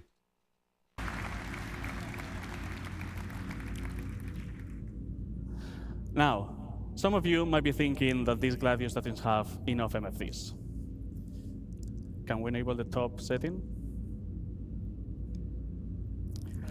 For those of you that you want to see even more information, you can now cast versions of these MFDs to your helmet.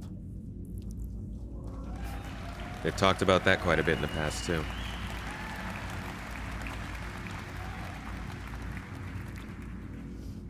For this, you're going to need to equip the appropriate helmet, so it's connected to your ship, and I can get all this information. See, a lot of this game's actually going to depend on which helmet we're wearing. They still haven't gotten a ton into that, even during this CitizenCon. But that's the whole visor system's actually, I think, going to be pretty important going forward. You can use the key bindings, as I mentioned before, so you can select which cast do you want to control and how to cycle through them. So you can pin views that are important to you that will move with your camera. So as you have seen, if you're aiming at the target or if you're moving with your head tracker, those views are going to be always with you. With all these tools, you can customize your experience and have it ready for every situation that you encounter with your ship, always displaying the relevant information to you. So for example, during combat, you may want to have all the UI elements enabled, all the pips, all the crosshairs, so the information of your ship on the physical MFDs, and maybe focus on the target information on your cast, so they're always on your view. But maybe when you go to quantum travel, you can turn those casts off so you can enjoy the vistas. That's all from me. Now we have MFDs ready, and let's bring Yogi back to tell you all about flying your ship. Thank you very much. They didn't really mention if you could turn your UI off completely. I wonder if you'll be able to do that.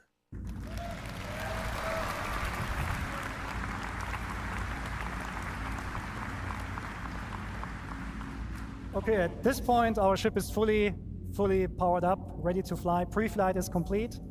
So Brent, please take off. Put the landing gear in and let me go back a little bit here. Pre-flight is complete. So yeah, that was the UI. Now we're going to get into the actual flying of the ship, and we're going to see if I really wish that we had gotten more atmospheric and like hover flight with this, but we'll get to see kind of how the flight experience is changing in space, which is something that's been contentious for a long time. So I'm interested in hearing from people who maybe haven't been satisfied with the flight experience so far, what they think of what they're seeing here. So Brent, please take off. Put the landing gear in and bring us out.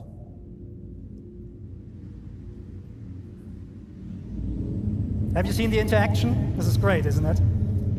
Okay, so one of the problems we always have in space games is to produce a sense of speed. Space is big, and the sense of speed is always produced by, you know, small things going around you. So although it's not very visible here, the VFX team has actually added space dust, so in the future you can tell where your ship is going, even without looking at instruments. Another thing we're focusing on as well is G-force reactions. Haven't we always had space dust? That's an interesting mention. So Brent, if you could come to a stop for a second. When your ship is sitting like that, and you strafe left and right, you have these small head motions that basically make your head and your body react to the G-forces they're currently enduring.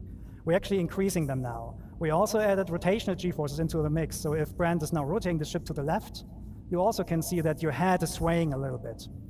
Things get a little bit more interesting when Brent is actually taking boost into the mix. So if he now boosts forwards, we now added camera shake, we added FOV changes, and this all then plays together with the other things like, you know, the other exhaustion effects that we have.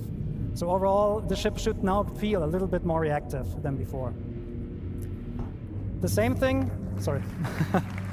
I'm interested in seeing how this feels. It looks a little exaggerated to me right now, but I am wondering if when I'm under control of it, how it's going to feel. I'm sure they will allow you to tune down the animations, but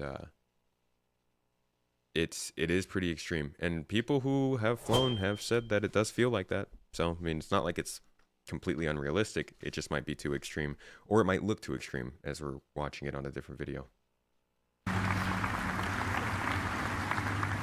At the same time, we reduced the extensions that that look-ahead code is doing. So we basically narrowed it down a little bit so it mixes better with G-force reactions, so that even when you don't have a head tracker or something like that, it will still feel pretty good. But this is just a minor change. We also improved the flight controls themselves. So take a look at the speed gauge, for example. It's a little bit twitchy today. What that speed gauge is telling you, the number that's currently moving, is what kind of speed goal Brent is actually putting in. If he puts his stick all the way forward, the left one, you will now be able to see and read the number that you're asking IFCS to speed and forward momentum. This also allows us to bring back the... The only thing that throws me off here is that the current speed number, which you can see here, is the same color as the desired speed, which is here, instead of the current speed, which is white. I'm not sure why you would have the color for this one match this one when the numbers don't, but maybe that was just like a little a glitch or a miss. It's optimization kind of polish thing they need to do. Otherwise, I do really like that we can now see what we're asking of our throttle. Makes it a lot easier for everybody to set a throttle for like wingmen flying and then also launch at the same time, going the same speed without having to adjust. And forward momentum. This also allows us to bring back the sticky throttle we had pre 3.5, where now, if you play with mouse and keyboard, you can press W and S to increase and decrease your speed and let go of the key, and the ship will not automatically come to a stop. Of course, this is all completely configurable, so you can enable that or not if you want. Oh.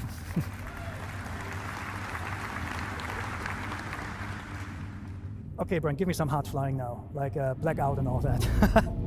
Okay, so another thing we changed in the flight model is that we actually looked at the tri-coding exploits. These are really important for PvP and racing players among you, because tri-coding gives us a mathematical problem. Yeah, when you're going on and off boost like this really quickly, it really does not it doesn't come through well. I don't think going back and forth like that really fast. They're gonna have to polish that in. Hey, Holson Coop, I'm sorry I missed your sub. You and Dungeon Unchained. Thank you both so much for the support. I really appreciate it. That we're trying to resolve. On some ships, when you tri-chord, you get actually up to 50% more acceleration. That huge difference actually makes a lot of the ship difference meaningless, so we're cutting back on those. So a first implementation of that is already available in the master mode testing areas in 3.21, I think, but we're improving the algorithm right now so that it actually is less punishing in future master mode builds. This is actually a current version, so as long as you go roughly forward, you get the full Gs from your back engines. Okay, so now the biggie in the room. We're talking master modes. Master modes is by far the biggest change we're doing on the ship gameplay. In general, all of your ships will be put into, or will get a master mode setup. And the master mode is affecting basically everything surrounding everything on the ship. The ship itself, the flight model a little bit, but specifically the items and what they do. And there are two master modes we're going to talk today about. One is SCM, which stands for Space Combat Maneuvering, and the other one is Navigation. So let's look into SCM. SCM is the mode that Brent currently has active. So you see the, Brent, can you go into the indication, please, for the master mode? Just point with the mouse there, if you can. Yeah, so this is your current master mode. It says SCM. When you use SCM for basically all the gameplay that is not traversal. So combat, mining, salvaging, using it for that. You have full access to your combat system. Your shields are working, your thruster boost is fully active, your weapons are working. It's the high performance, high alertness mode that you're in. However, we will heavily restrict how fast we can go. We can go with your ship. Okay, Brent, go to full max speed. So this Gladius on max speed and SCM can reach about 225 meters per second. That might seem slow compared to what you have in the Pew right now, but it's still pretty fast. However, you can extend that speed. Brent, if you just go forward and boost. So the Gladius can extend up to 550 meters per second. On this slide here, you can see the speed spaces we're talking about. So if you're just flying around in SCM, which is like the max speed of your ship, you can reach the 225 meters per second. If you boost, you can reach up to 500 or 550. However, that boost space is not spheric. That means if you boost forward, you reach higher speeds than if you boost backwards. That is really important for space combat maneuvering, or for dogfighting in general, because it discourages backstrafing. It actively actually punishes backstrafing, and it creates more interesting combat maneuvers. The PvP players among you, they basically call this encouragement to closing the gap, which is basically more forward-centric combat, which is much more exciting than backstrafing and just trying to get some shots on. It also forces you as combat players to commit to the decisions you did earlier in the fight. So it's going to be, we think it's much more exciting. Okay. So in short, you pick SCM when you need to fight, when you want to fight, or when you need to fight, right? The thing with the master mode switches is that they do not happen instantly. Keep in mind, folks, these measurements are in meters per second. Into the second mode, which is navigation.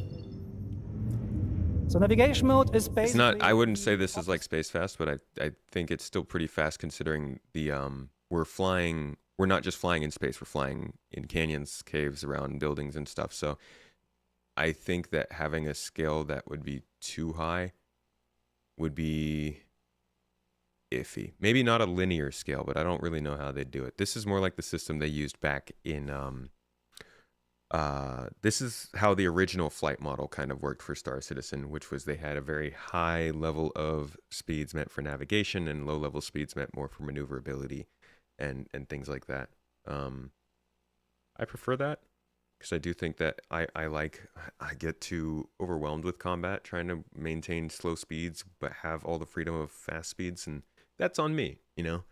But it seems like they've tried to limit people, they've tried to encourage people to limit their speeds, but people don't do it. So I think now they're trying to force people, and I'm not a big fan of it, but if it works to make the game better and more fun, doesn't take too much away from the thought process of combat, which I don't think it really does. There's a lot more in combat than just your speed. What's healthy for the game is healthy for the community. Of SCM. Well, what this does, it gives you a high speed, low performance mode.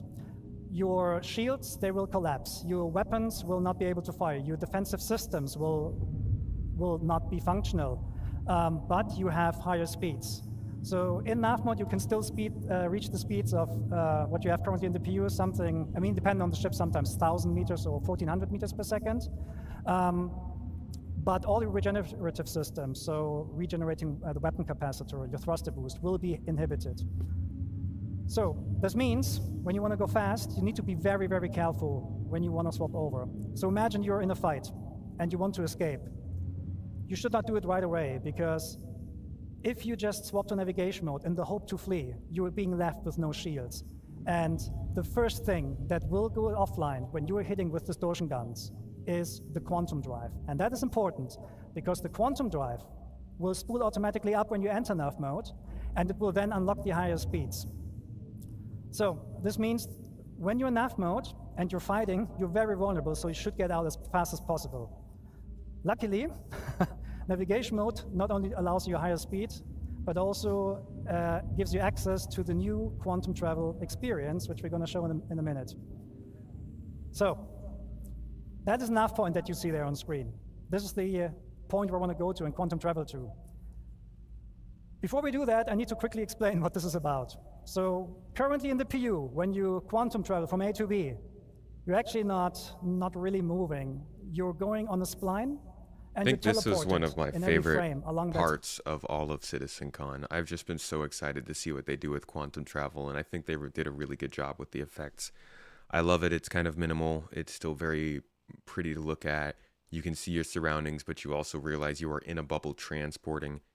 It's more than just press a button and go. There's a process to it. It feels like they're probably planning on it giving people outside of the ship more of an experience to watch. Overall, I think this is just a great step up for quantum travel. And the functionality around it kind of builds in a role for a navigator now. Line. So there's basically no meaningful gameplay we can add there. The new quantum travel experience is fully physicalized. Physics is always on, which means when you quantum travel from A to B, you are actually accelerating using our awesome physics engine. And because it's physicalized, it gives us a lot more meaningful gameplay we can play with. So Brent will start the quantum travel in a second. What will happen then is your quantum drive will initiate the jump. You will see an effect that distorts the space around you, and you will accelerate forward.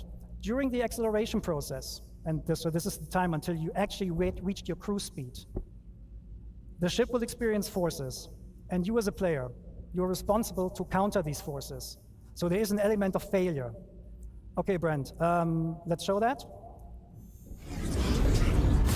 And take your hands off.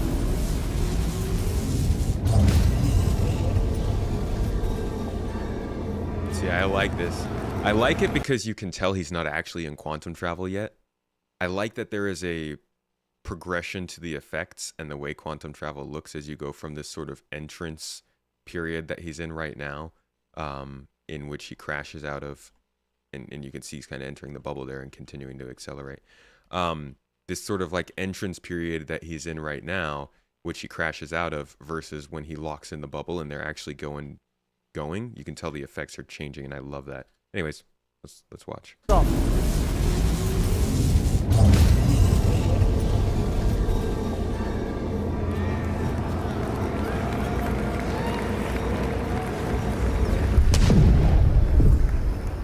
Nice sounds. Love the sound effects. One more time. Also, you can tell as he gets further and further outside of the trajectory of the path, you can see like it gets very distable up ahead and starts to arc electricity or whatever. Cool effects.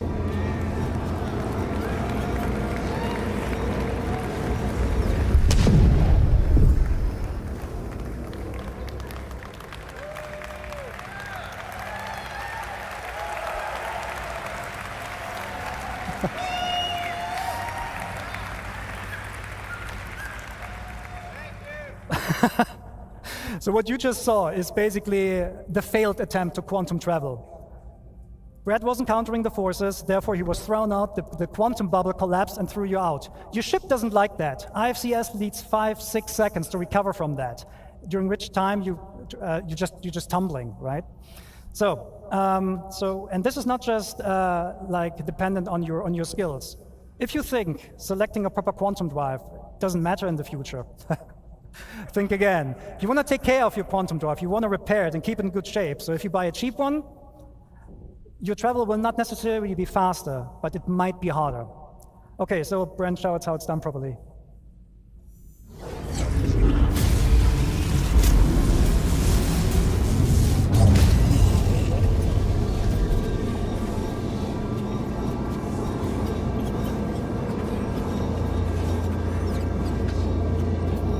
sounds, though.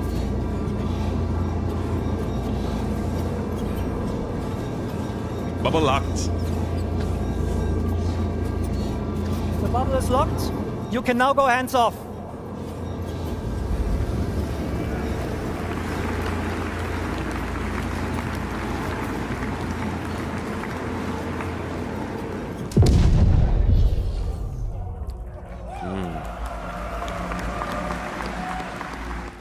The sound design's much better. Variant of quantum travel, and this is for short-range jumps. Sometimes you jump somewhere or you go somewhere, and you see the next point of interest is like 1,200 kilometers away. We're not going to force you anymore to travel that by hand. You will use a technique called quantum boosting. It's a quantum-based short-range jump for like something between a couple of hundred kilometers to like 30,000 kilometers or so. I am gonna agree with somebody in chat there saying that a better bubble locked indicator would be nice. Yeah, I think so. And that's probably some feedback they'll get for that.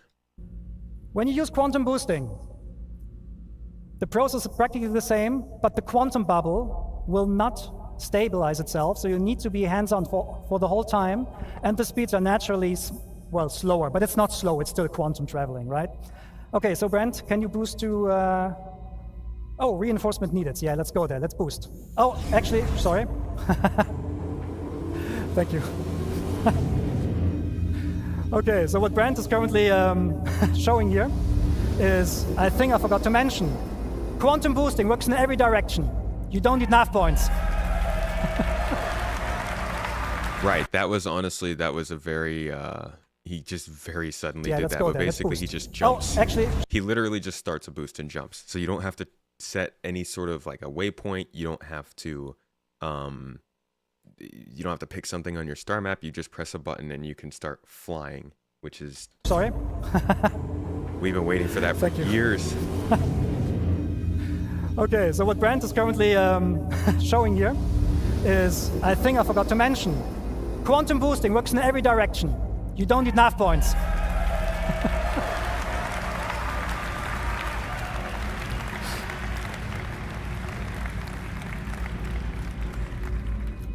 Brent is awesome, thank you. Okay, so now please boost to reinforcements needed. So if there's a nav point and you boost, your quantum travel system will pick that nav point to go to. Oh, a little bit of visual glitch there. Welcome to Pyro 3.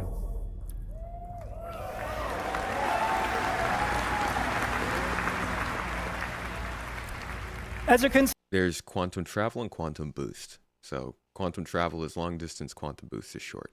See, there's a lot of UI happening right now. There's a lot of context there. And this is not an online demo, it's a single player. So that means all these units there, they're friendly and hostiles, they're probably fighting with each other, which is a good segue to talk about AI improvements. And there's one man who can tell you all about AI. This is the man with the nicest legs at CIG. Well, please welcome Diego Marty Mason.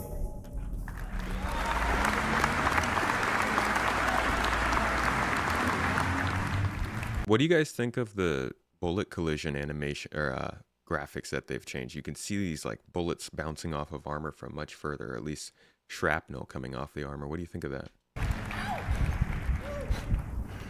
So who's excited to see the new AI changes?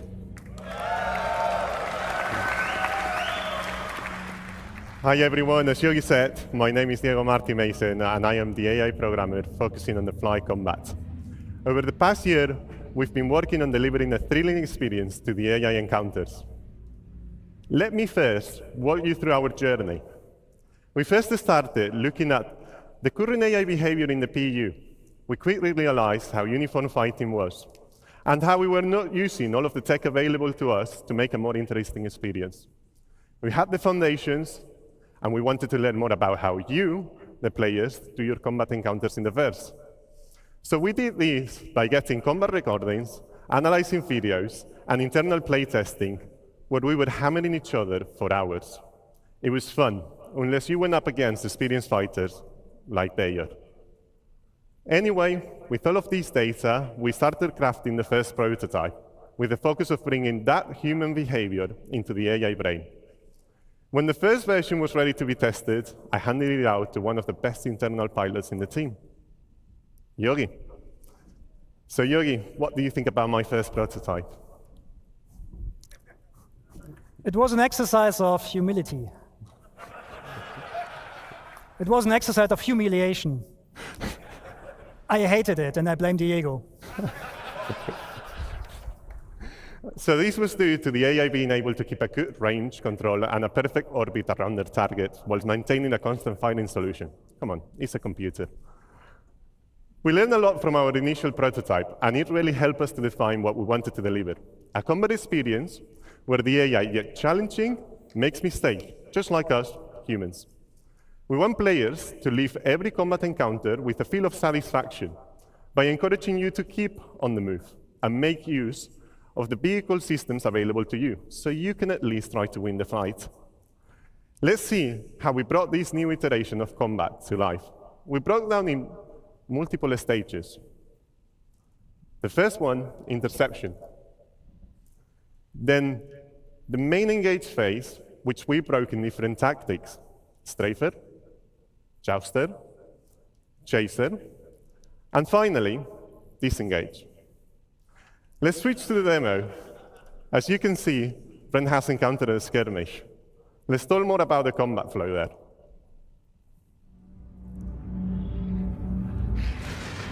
Okay, we will start with interception. After acquiring the target, the primary aim is to close the gap with the target. If the AI is already near the target, the interception phase is skipped completely. If it's too far, it will tell the AI to use the new master mode to swap into navigation mode and make use of the full speed to chase. Swapping back to SCM mode when we are in a striking distance. That leads us to our second phase, engage. So you could probably pretty easily game some of the AI by like getting them to keep switching between the modes. Strategy. Here the AI selects an adequate tactic based on combat environment. These are choosing via the traits and tactic selector system. You've heard more about them in the previous talk by Francesco. So let's talk about the strafer. As this is a 6 degrees of freedom game, it's the natural combat shape adopted by pilots. We have related the same behavior to our AI, ensuring also that orbits are closed and adding variations to include rolling. Strafers will break combat if they cannot keep an orbit. So now we see how the Hammerhead is being attacked by Hornets. These Hornets are jousters. Jousters consist of performing straight-in attacks while outputting a lot of firepower, blowing through, smooth turning, and repeating. We added variations for the more skilled pilots, like skid roll attacks, that provide a spiral-like flight path. I feel like we're watching the strafer, right? Not the jouster, because he's not jousting. Jousters are also good at monitoring for back strafers, so if they cannot get into strike distance, they will just break. And finally, the chaser. Now, Brent is going to get there in a second, but the chaser is going to be the Cutlass, which is following one of the Hornets and is allied with the Hammerhead. I love this information readout when you're scanning ships. It's so much better. It's much easier to understand what information you're getting. Now, we are really far away, 10 kilometers.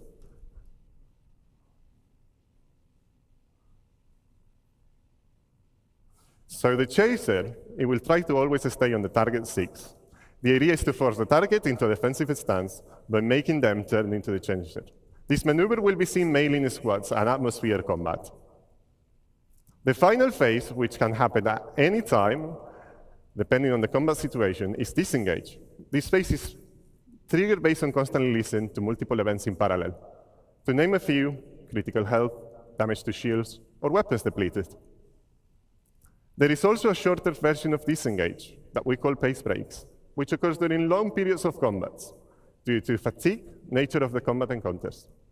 These pace breaks are short, and the main objective is to perform a simple maneuver to gain a new advantage position and strike again.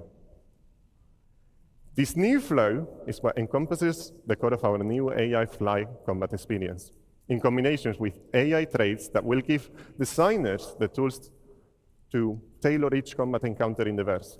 Like, for example, they can choose the ace traits that will allow AI pilots to make use of all of the ship's angular velocity so they can keep a more precise orbit. So for some of you out there, it's going to be a good challenge. And the point of this, somebody was asking, is basically that you're just going to run into different types of fighters. Like, you're going to be fighting AI, and you're going to have to learn how they fight and learn to counter it?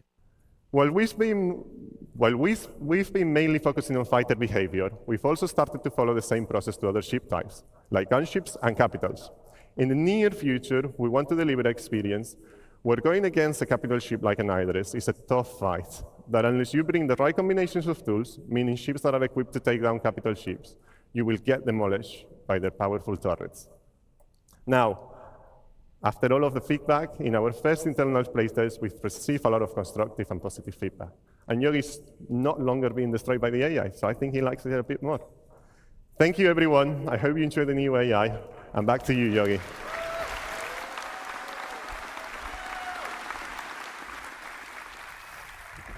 Thank you, Diego. Okay, so now we're going to talk about, we heard about how AI makes my life hard.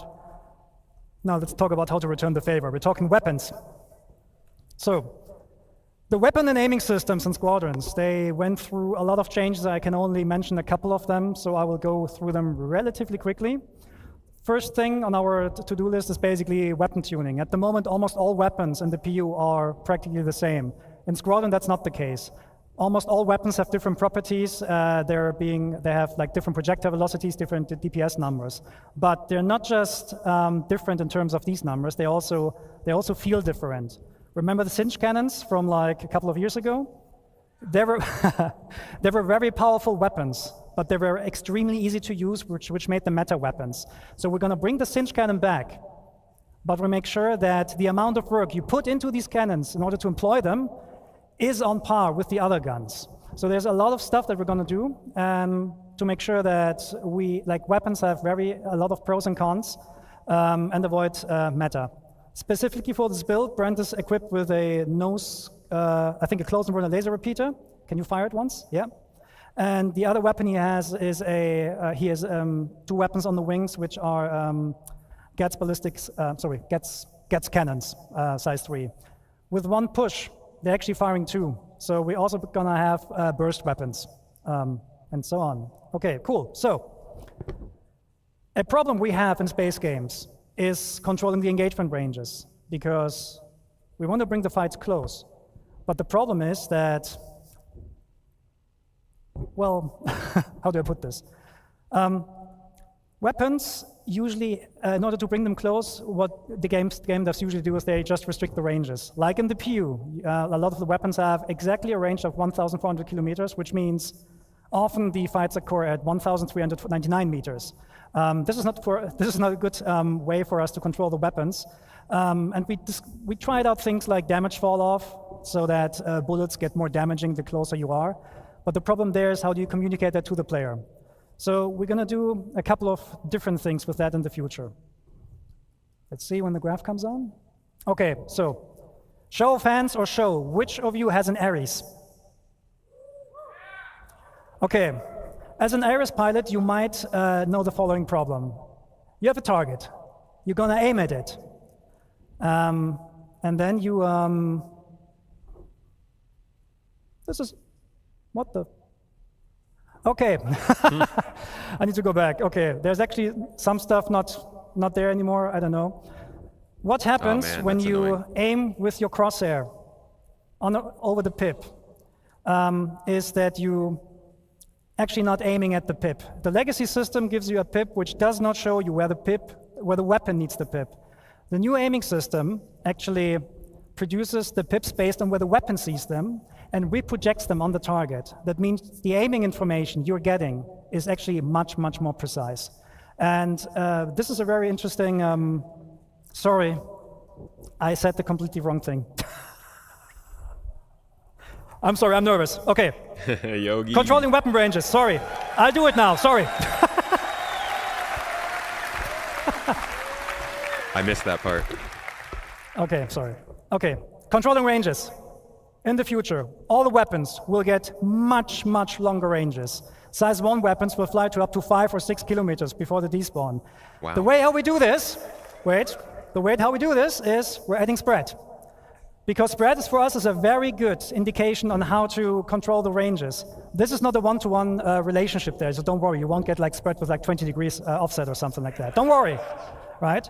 But if we compare the spread of the weapon with the target size, We know when the weapon is in range. We know when you actually are close enough so that the majority of your hits can hit. And we're telling you that via the aiming system now. So Brent, let's go back to the demo. If you get a green pip and a green crosshair, it means you have a high chance of your weapons hitting the target.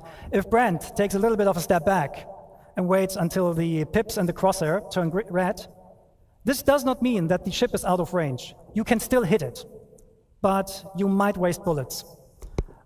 This also has the benefit that, I'm not sure if you saw that before, but if you look at how many bullets he shot that ship once and they just piled on him. In the air, you're actually getting a lot of bullets, a lot more bullets, and it just looks a lot better. Okay, Brent, just kill these guys now.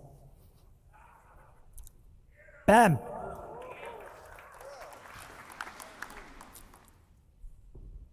Oh well. Okay, so that was this one. Okay, a thing you might have seen is that Brent is loaded with size 3 guns on size 3 gimbals. That means we're removing the N-1 system. The reason for that is the original intention of controlling the performance between joystick and mouse players just didn't work out, and the new aiming system is flexible enough to deal with these differences. So we're just removing it and keep going. So next point, pip grouping. If you have different weapons with different projectile velocities, you will get different pips. Because merging the pips makes no sense for us anymore, because the weapons are going to have vastly different projectile speeds. So if Brent, for example, enables all the weapons now, you get separate pips. So let's talk a bit about pip optimizations here. And this is the thing I messed up before. Again, who is an Ares? If you aim at your target, you get a pip, right? Your Ares owners know that. You aim at the pip, you shoot, you miss. And this is because the pip is not being shown where you need it. In the future, we're actually offsetting the pip where the weapon sees it and then reproject this onto the crosshair. Like that. And when you then hit, you hit. No, when you then shoot, you hit. And this is, of course, also communicated by the aiming system. So when the pips turn green and when the crosshair turns green, just shoot. Okay, so now to the actual best part. We cannot take down this hammerhead. It's too big for us. But we can cripple it. The weak points on the hammerhead are the turrets. The way we're going to do this in the future is with precision targeting mode. Brent? Enable precision targeting mode? So I did not expect anything like this. I think this is one of the most surprising things to me in the whole game. And that's because I'm not a flight, I don't pilot ships, but this idea of zooming in and creating a whole new UI so that you can fight almost permanently in this new mode is an interesting choice. I hope it works. I'm guessing they've tested it a lot to determine that it does, but it changes the combat look a lot, and it certainly is going to lead to people fighting in different ways.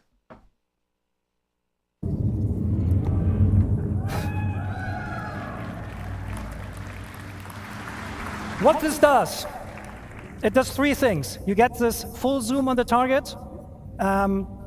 You get a lower RPM of your weapons, which increases or decreases the spreads for more precision.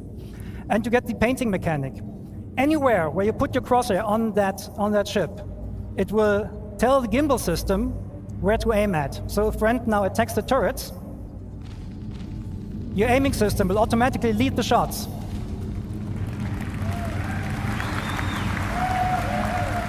Bam! 1 turret down. Sorry, let me take another look at that. Mechanic. Weapons, which increases a hit. Also, by the way, keep in mind, guys, this is obviously not how combat is going to work when you're blowing up a hammerhead. This is it's with precision targeting mode. It's a Brent? hammerhead. Enable precision targeting. Okay, see. Precision targeting mode. Brent? Oh, that's because he stops. Enable precision targeting mode. There we go.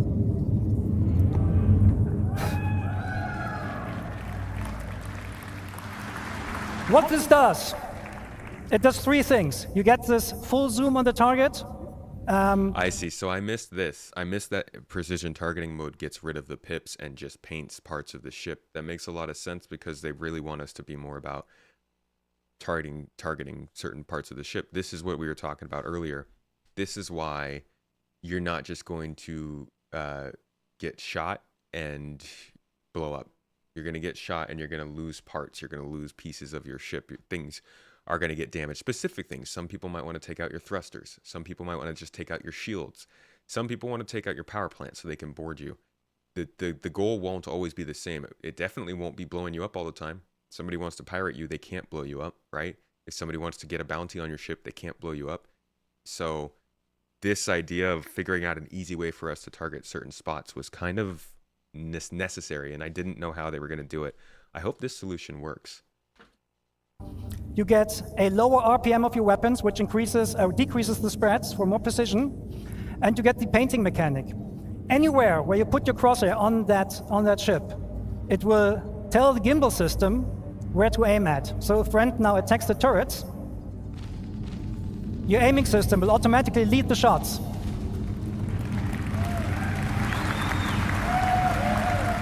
Bam! One turret down. It's basically just auto aim.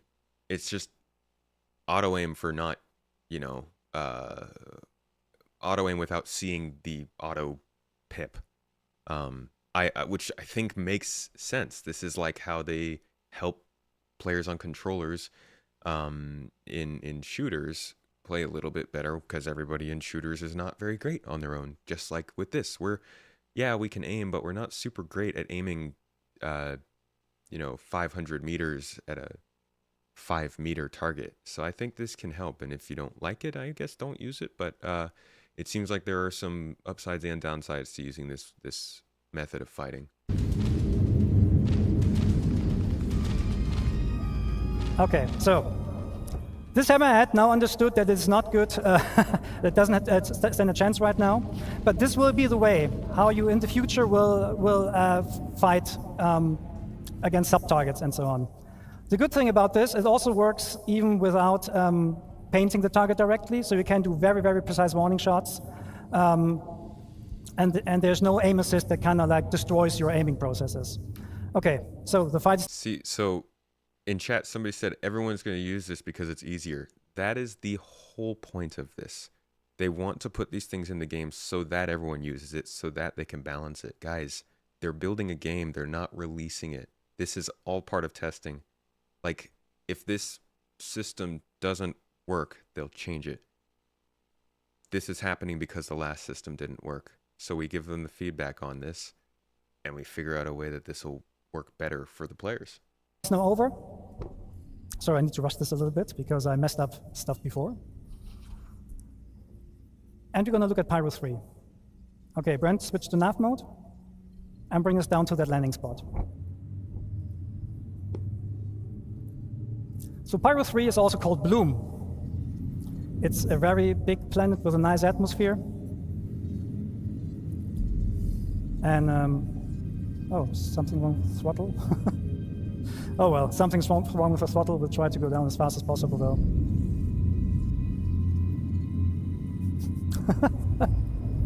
I said gameplay demo might have bugs. Okay, gonna go there now? Okay, yeah, steeper angle, that works. Squadron is feature complete. Okay, but that's why this stuff isn't coming into Star Citizen yet. This is going to be balanced differently. They do not like they do like the vacuum of space. If there are things in Star Citizen that don't work in the PvP aspect, they'll have to change them to be different from Squadron. That's just why Star Citizen is going to take so much longer to make. Spaceships here, right? And we have thruster efficiency curves on these thrusters. So at some point, especially the MEF thrusters, they will cease working because they don't like atmosphere. They will overheat very, very quickly. So there's the question, what happens when you go down to a planet and you want to rotate your ship with your thrusters off? Well, we'll see. Can you go to external view? Can you waggle your tail?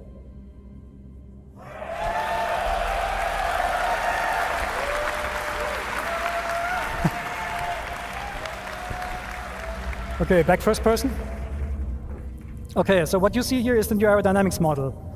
because obviously our left stick is somewhat damaged or so. We can't be as fast as we want. Actually, Brent, can you try W and S on the keyboard instead?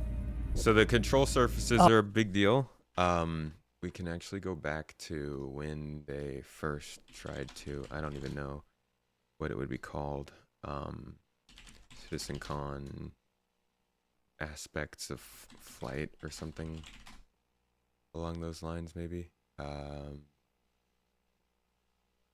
Yeah, I don't remember exactly. Look at this. YouTube search is just so bad. None of this has to do with anything I searched except for these top two. Crap. Yeah, I don't remember what exactly it's called, but they showed us, they showed this to us a long time ago. Of course, again, that's what most of this CitizenCon was. Just search lift. Most of this CitizenCon has been about, it's not this one, but this one's related, about bringing a lot of this stuff that they've been talking about into the actual game, finally. I don't know if I'll be able to find this one, though. So I don't think it was a CitizenCon. I think it was an Inside Star Citizen. Forget it. I'm not going to be able to find it. But the control surfaces is important because, again, this is going to change all ships and how they fly in atmosphere. This is just like with engineering, something that people are going to hate. People are going to say this is making the game too hard and it's too complicated and it's too much. Apologies. This is not going to be an easy game if you want to do everything. If you want to be somebody who flies large ships, you're going to have to practice at it. If you want to pull high-speed dogfights in atmosphere, you're going to have to practice on it. And control surfaces is another part of that. It's aerodynamics. It makes certain ships not fly well. It makes certain ships fly better. It could be the difference between flying with a raft and flying with a Zeus CL. I don't know. Like, this is just one more thing that adds into why somebody chooses or tunes or engineers a certain ship a certain way. Okay, so what you see here is the new aerodynamics model. Because obviously our left stick is somewhat damaged or so, we can't be as fast as we want. Actually, Brent, can you try W and S on the keyboard instead? Oh, it doesn't work. Oh. No, it doesn't. Yep. Okay. No, the stick is affecting us. Okay, anyways, we're going to go down as much as far as possible. So the new aerodynamic system is a complete replacement of the aerodynamic system that you currently have. And you need your control surfaces to actually turn the ship around. It simulates the airflow over your lift surfaces, and therefore the slower you become, the less effective those control surfaces will be in order to turn your ship. So we can demonstrate this. So if Brent just sits here and yaws left and right, you will see he cannot go further than that.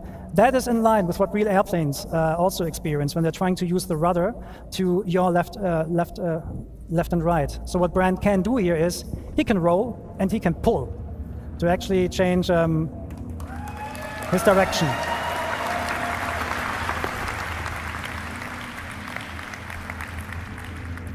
Okay, so just for this demo, we added a button. The button is called Thruster Disconnect. Because at the moment in the PU, when you go through a planet, you're using the thrusters to rotate. We're not doing that anymore. So Brent, disconnect the thrusters, please, and put the ship into a purposeful stall. A stall happens when the airflow over a wing ceases, or over a lift surface ceases. And then at some point, you will not have any authority anymore, and your ship will not turn and so on, and you will basically fall out of the sky. That is naturally a state that every plane wants to avoid naturally, right? And this is happening right here. Brent is not able to use the control surfaces right now because the ship is in a process of stalling. However, the airflow will pull the nose back into the wind, and once you have enough speed, he can actually... Wouldn't you just be able to boost out of it, though? I feel like you could just... Is he talking about when you actually turn your engines off, or why is he stalling in it? Is he just showing that that's how the engine works? He's not actually, he said they added a button just for this demo, so I'm guessing this is just kind of to show that the control surfaces are functional. Yeah, he's just showing it off. Okay, that's what I thought. Thank you. Will pull the nose back into the wind, And once you have enough speed, he can actually, well, he gets authority back over these control surfaces.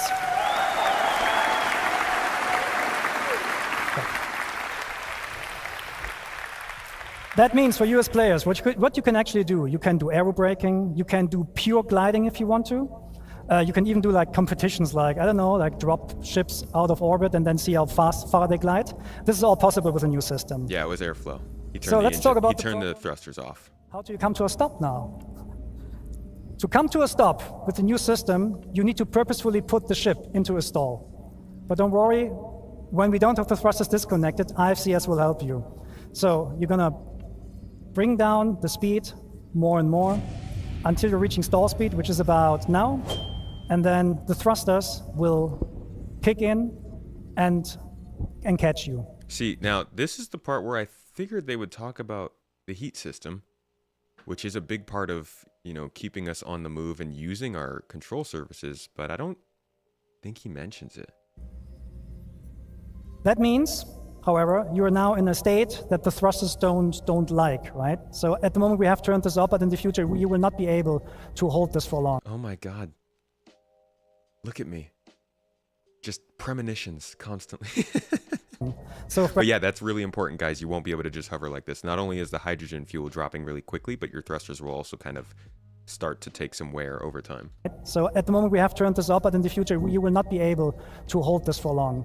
So if Brent, for example, now from a hover, strafe is left, more left, more left, more left. The wind flow again pulls the ship over, and you go forward again.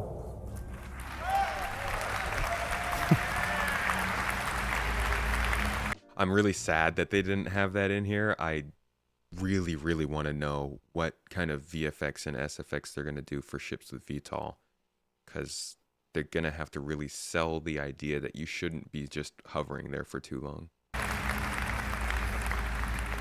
Okay, so now Brent, now show us how to come to a hover, and do we have some water here?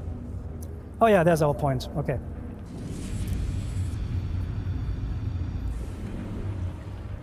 Highway to... This game looks so good when it runs at smooth FPS. Okay, so there's our landing point.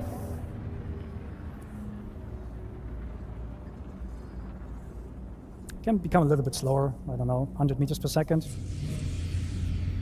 we're trying to land somewhere here.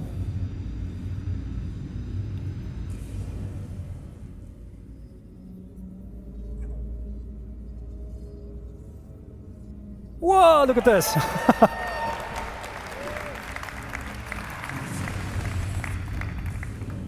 Yeah, that water is great, like, awesome.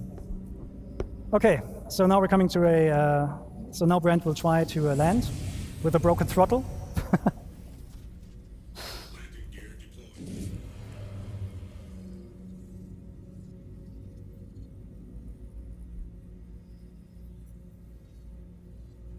And yeah, he's aided a little bit here by the landing gear. So he has landing gear out, I think, because that automatically enables precision mode at the moment, so that you're a little bit slower. But you can, of course, like turn this off as a player. You know what, actually, you're not even burning hydrogen fuel at a different rate, and wouldn't even make sense. Your main thrusters would burn more, right? And then you come smoothly down to a landing. The best way to land your ship is in decoupled, because you can just like very smoothly land it on the surface. And clunk. And now you're gonna power down the ship using the new interactions. Engines off first. Then we're in the relaxed pose again, as Ines showed before. Power off. And the canopy off. No, open, not off. Don't put the canopy off. And get out of the ship. And probably go for a swim or something. Okay, that was a bit of a buggy, bumpy ride, but thank you for taking the time with us.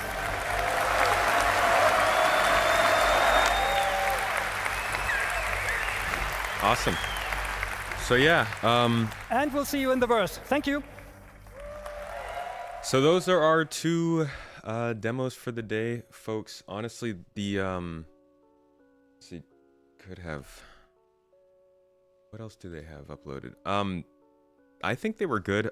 The two things missing from the flight one were both the landing hologram that they want to do, and also the yeah, these are all pretty long. The landing hologram and also the heat systems are two things that I wanted to see there. But otherwise, that was all pretty good. And then on engineering, I would have loved to hear more about what you can do in terms of tuning, as they talk about tuning, giving you options for how you're going to engineer your ship, but they didn't go too much into it. So yeah, some stuff to show, but this is very exciting stuff that they have already shown, and I think all of the stuff we're seeing, it needs to be balanced, it needs to be worked into the game and made sure it's actually fun. But it's all stuff that they have talked about in the past and like made kind of statements about doing, and not necessarily promises, but just set our expectations. And it's been a long time waiting, so it's good to see it working in game, and I hope we get to see it soon. Landing HUD probably needs the local area map to work on planetary surfaces. Yes. Probably. Think about how a caterpillar flies. You may fly it more like a rocket, straight up and as quick as possible. True. This is Star Citizen, not Planet Citizen. Well, technically we're not playing in... we spend a lot more time around planets than stars, for what it's worth. Think tuning is going to be them setting power profiles so you don't have to fiddle with the power. Perhaps, yeah. Let's go back to the engineering real quick. Go ahead and wrap this up ourselves, though. For anybody who's on YouTube and watching, join us for these lives. Join us for these live. They're very fun and we get to chat. Otherwise, let's carry on with the stream.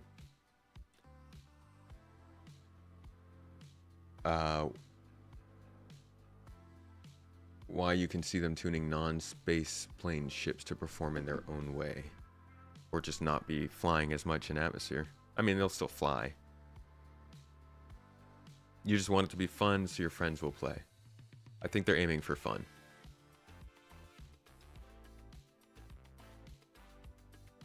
Doesn't each planet and moon have different atmospheres? They do. Yes, they do. You'd love to see some sign use VTOL. Some ships use VTOL engines to get big ships up, like the end of Halo Reach. Some big ships do have VTOL engines. Some small ships do too.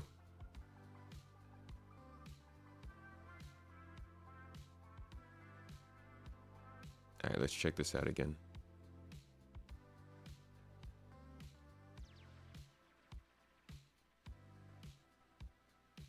Weapons also helping differentiate between... So this is again, this is engineering gameplay, and this is something that I think a lot of people got here a little bit later in the stream. We were going over this, but makes people nervous, and I think everyone should realize that they are striving for something that is difficult and specialized and quote-unquote realistic, and then they like to pull it back and make sure it's still going to be fun.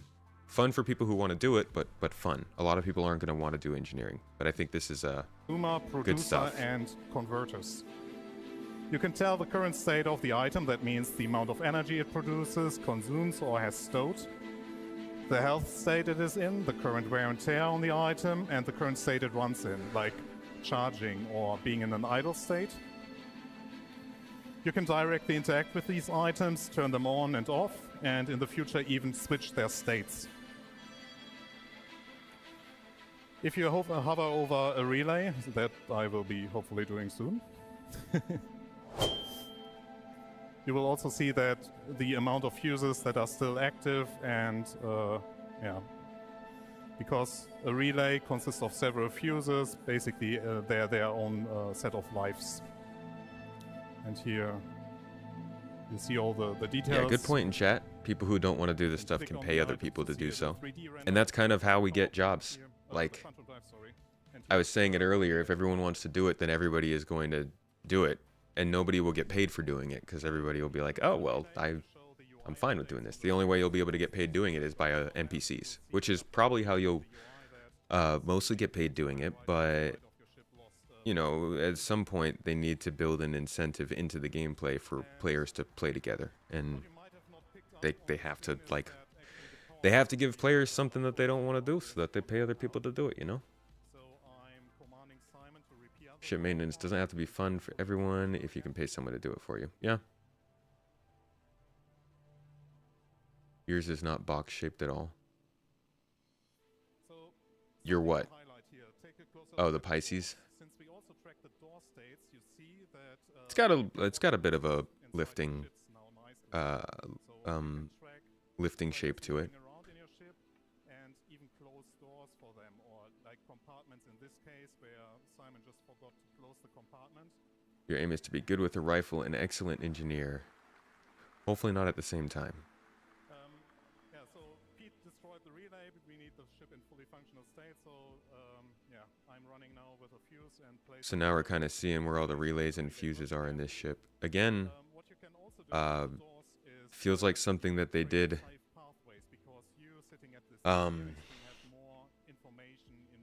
Sorry, feels like something that they did. God, sorry everybody. This feels like something that they did for the A2 specifically to get the A2 updated, and I'm wondering if this is something they're doing for all the ships without telling us. Sorry, my brain. You know how it can be. Too much Star Citizen makes the knees weak. I also really like that. I mean, you can control basically anything in your ship from a console. We were talking about, man, I really hope I can open the doors to my ship from outside. Like, you can probably toggle your weapons on and off. Vent a, like, I'm hoping this is something that at the very least there is like an engineering attachment you can get for a mobiGlass. And it works for your ship in close proximity if you're outside. Like, what if you're a weapons engineer? In fact, wait a second, hold on. Star Citizen. Aegis Dynamic Ships IAE? Maybe? Let me see if this is the... This is not it. Jax McCleary Hammerhead? I don't know if I'll be able to find it. There's a video, there's a video where they show an engineer outside the ship actually controlling the weapon systems from his mobiGlass. Obviously that was marketing, but it'd be cool if we could do that. There's going to be YouTube tutorials for engineering tips on every ship. Yeah, and it's going to be freaking cool that people will have their own unique metas for how ship engineering works for each ship. Shouldn't repairing something be more like a repair animation with a wrench or tool instead of a beam? Yes, I don't think this is repair gameplay. This is mainly just showing off the resource network as opposed to repairing, which will probably use different types of animations and items.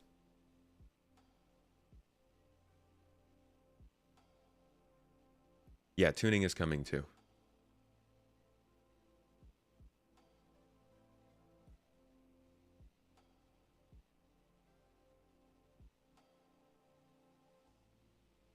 Video had something to do with the hammerhead. Yeah, I don't remember exactly what it was, but I think it was just with the hammerhead.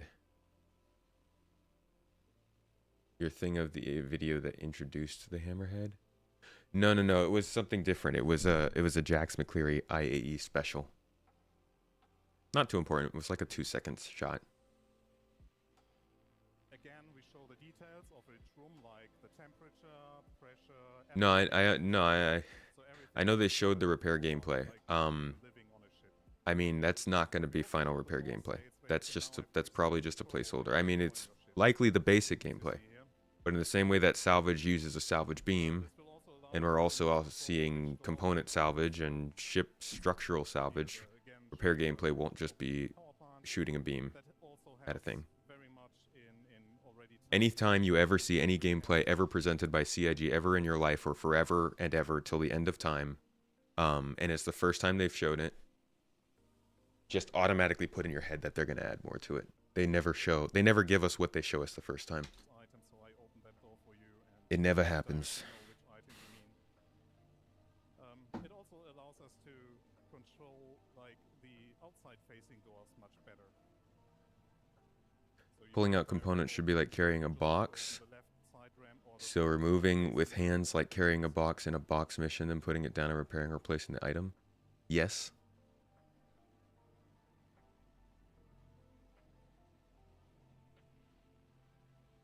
I like how we sit here and just like watch this ramp open and closed. Point is that the vast overwhelming amount of ships are designed like space fantasy. If they go realistic with the aerodynamics, the game won't be fun. Simple as. I think that there's gonna be some, yeah, I think that the more boxy ships are gonna be less fun to fly. So we did it last Casper, year appreciate already, your membership. but, Thank you so much. Let's make our crew suffocate. Hope you're enjoying the stream. So the moment that you basically pull off their helmets, and now me pressing the side Yeah, I button, like you that they see were able to the use the map entire system for this too. atmosphere. Being able to double down on the details like that is great. Now, there's also the fire hazard, which we went over, and this is like a very, I'm guessing this is gonna piss people off too. But they've been working on this for such a long time. We looked at the beginnings of this like a little while ago. Hold on a second. I just realized we haven't been marking our list of CitizenCon expectations. We have a couple things to mark off the list, I think, from here. Let me pull it up real quick. So we got...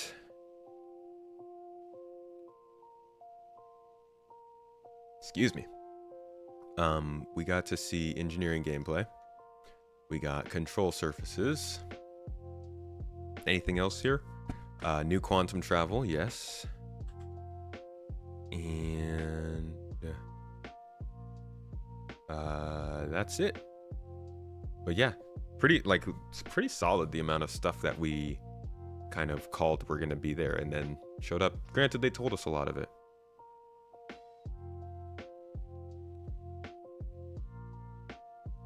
No, I don't think the solution would be fly an arrow.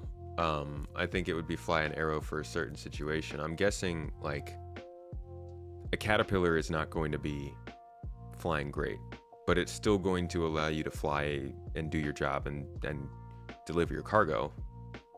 It's just going to be a worse time in atmosphere. Like, that's just how they're trying to make it. That's why they gave certain ships VTOL. C2 has so much unused space, and the back turret being mildly useless. Hope they change their minds on making cargo ships not good at combat.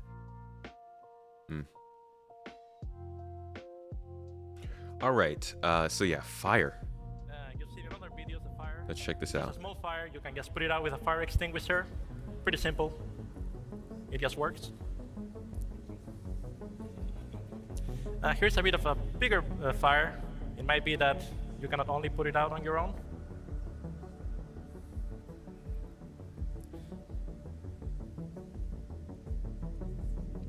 So here we have one crew member that I like the tried to put fire it out with a fire extinguisher. extinguisher. I like the design of it. It feels to mix crunchy. results.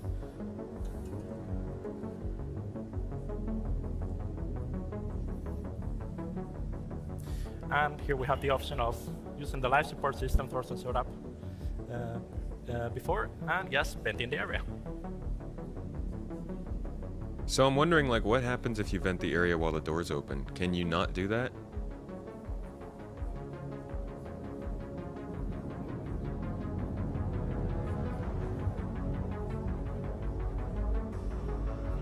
Has there been any recently discussed now you can see. about dynamic door alignment? You mean with ships, doors that are like landing ramps on moons and planets and stuff? That the fire, once we get to that compartment, has been successfully put out.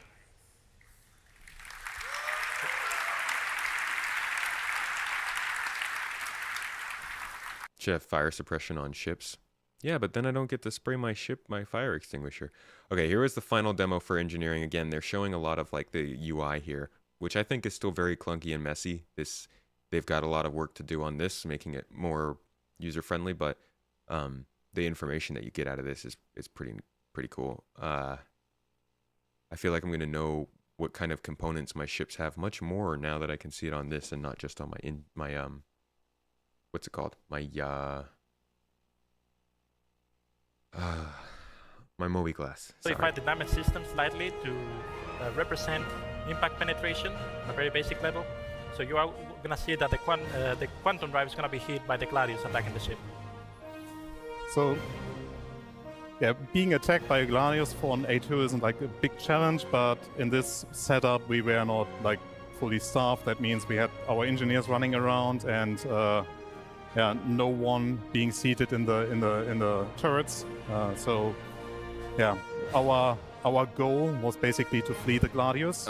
Guys, all right, I've been watching this go on in YouTube chat. Can you guys please just stop talking to each other? Like, just don't talk. Just comment to other people in chat. Stop talking to each other.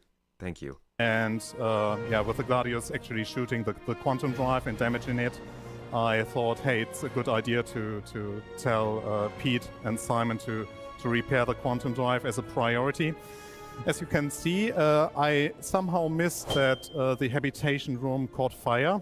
I tried to, yeah, well, prevent further damage to it, but yeah, I failed. Yeah, so that was causing a bit to the panic, so I even got distracted in this moment.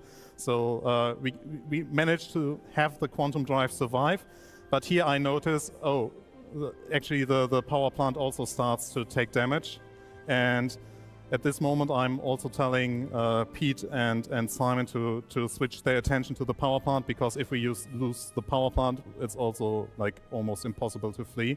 Do they talk about batteries in this? I feel like I haven't seen any real discussion about batteries, but I felt like that was part of the demo.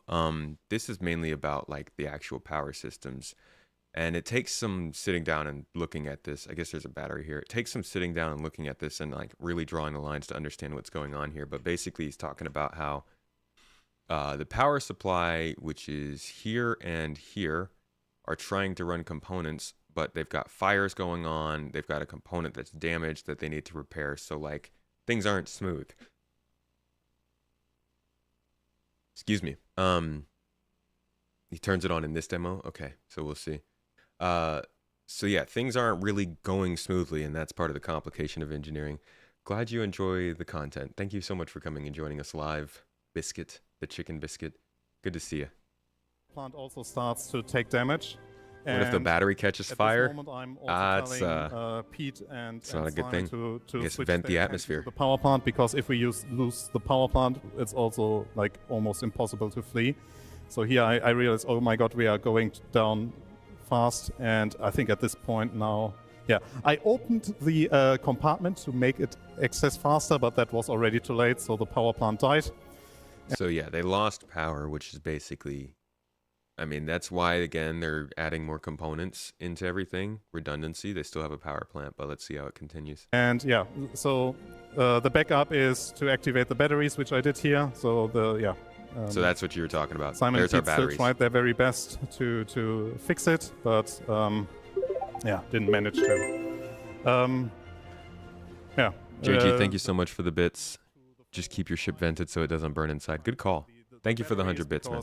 The player who was attacking us actually knew the ship layout, and yeah, here I noticed that the second power plant is also got attacked, so have to redirect our mechanics to it. And at this point we wanted to flee, and then I realized why doesn't the quantum drive work? And as you saw, that there is a relay that also got destroyed. So here you see it very clearly that.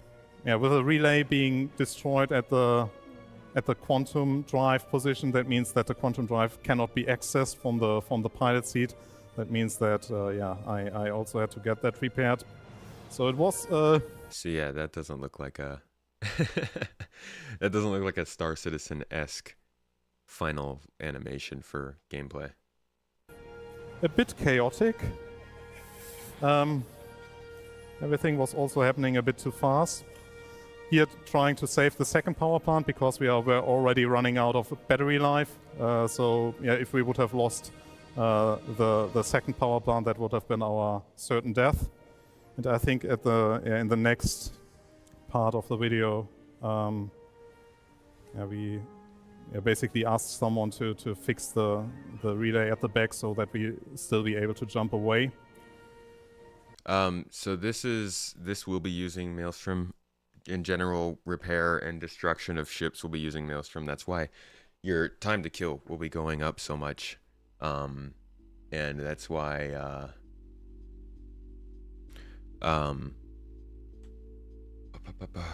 what's it called?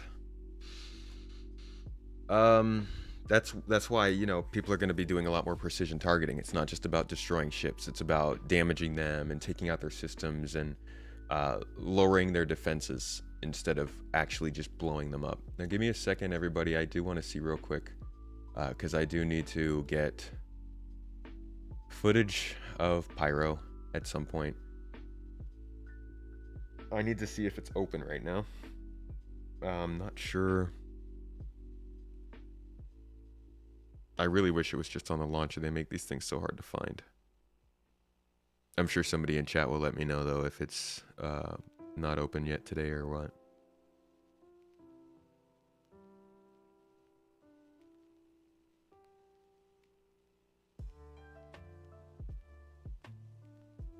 Here comes the cutter. No.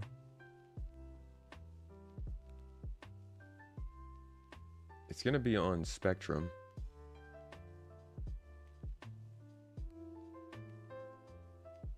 11 p.m. tonight. Okay. Well, I guess, yeah, so it will be on tomorrow when I'm playing. So tomorrow is when I was originally planning on getting some footage, but I thought maybe today we could also take care of some of that. That being said, I cannot find it on their website.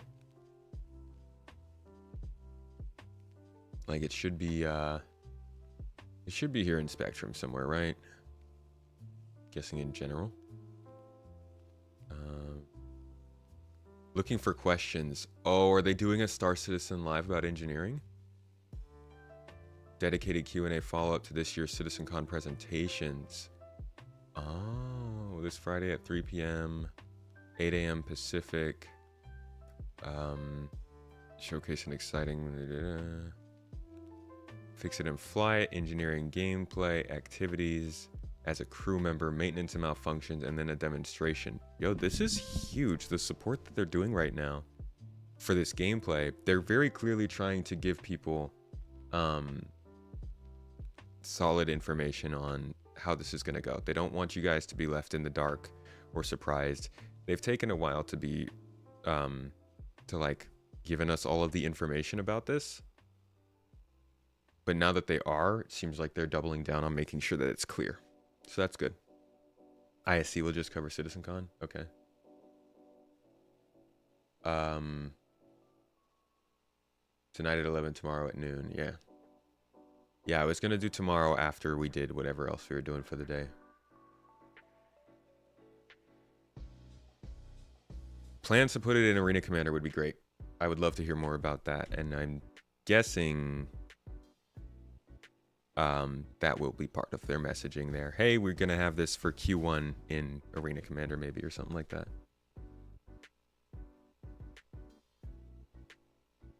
Yeah, Niku's great. Niku's good people. Niku's actually been on the podcast. If you are a fan of the podcast and maybe missed that episode, I would look back in time. It was earlier before he worked at CIG, but it was as he was transitioning from other games more into Star Citizen, and he gave some of his opinions on how the game is.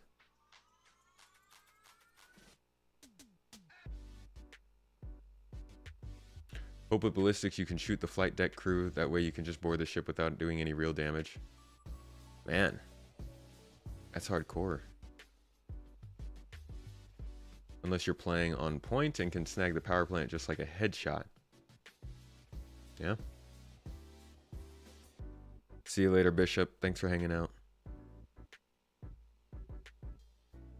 Yeah, the website I think will be reworked. Definitely before Squadron comes out. Pyro is running right now? Is it really? Oh, let me see. If it is, we can do maybe a little bit in there, just a little bit of footage. We got things to do, and now you guys know my password. It's ...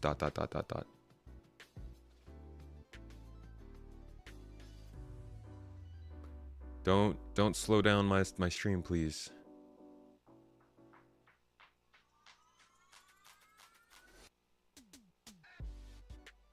Let's see what it does.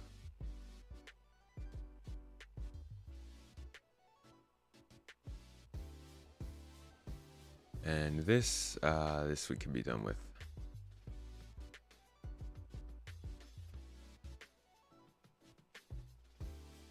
We have Nico a lot in Discord and stream. It's really cool to chat with him. He's very active. It's great.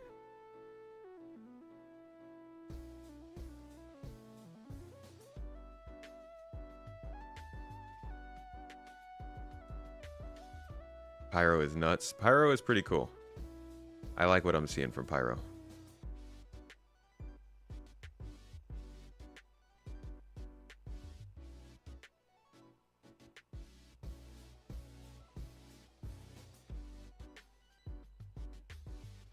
Learning the position of components on all ships so you can target them will be very skillful.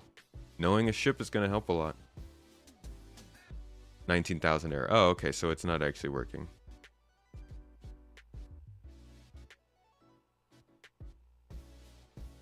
I see. I see. Well, in that case, guys, I'm going to go ahead and wrap things up for today. Appreciate you all being here. Thank you so much. As always, it's a good time talking about Star Citizen and watching his arguments rage about the inner workings of this game. I hate Gilded for this.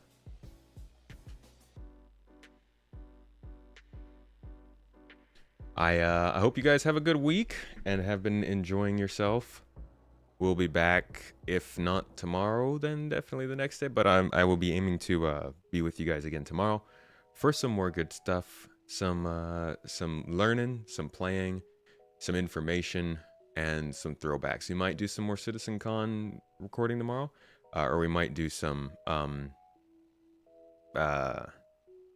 we might get into PTU, maybe test some more tractor beams or something. And then on Friday, I'm sorry, I need to double check my calendar, but on Friday, we're doing some org gameplay. We will have the Garden with us, and we'll be doing some Daymar Rally stuff. So anybody who is in the org who wants to get involved in the Daymar Rally, join us. Come hop in, and we're going to be doing some endurance racing practice, which should be... I'm not even on screen. I'm sorry. Sorry, guys. We'll be doing some endurance race practice, getting ready for the big event in January. We're looking to put a couple of teams together. If you want to be a part of it, I will be there, and it'll be here on stream. Also, as Mrs. Tomato said in chat, on Saturday, Greenhouse Podcast is making a return at long last. It's been a little while, folks. Greenhouse took a little bit of a hiatus last month because things were busy, but this month we want to bring it back. We want the community to come on and talk about their thoughts of the game. The topic will be posted to Discord, so you'll have time to prepare yourself. Keep an eye on our announcements so you know when that's coming. But we want to have all of you on, as you please, to share your thoughts on CitizenCon, on where the game is going, and maybe anything else that you have on your mind. ISC will be on Thursday. The long gameplay Daymar Rally practice will be on Friday. That one's going to be a late stream, by the way. And on Saturday, Greenhouse chat, and probably mainly just Greenhouse. And then we'll be doing an offline podcast for supporters after that.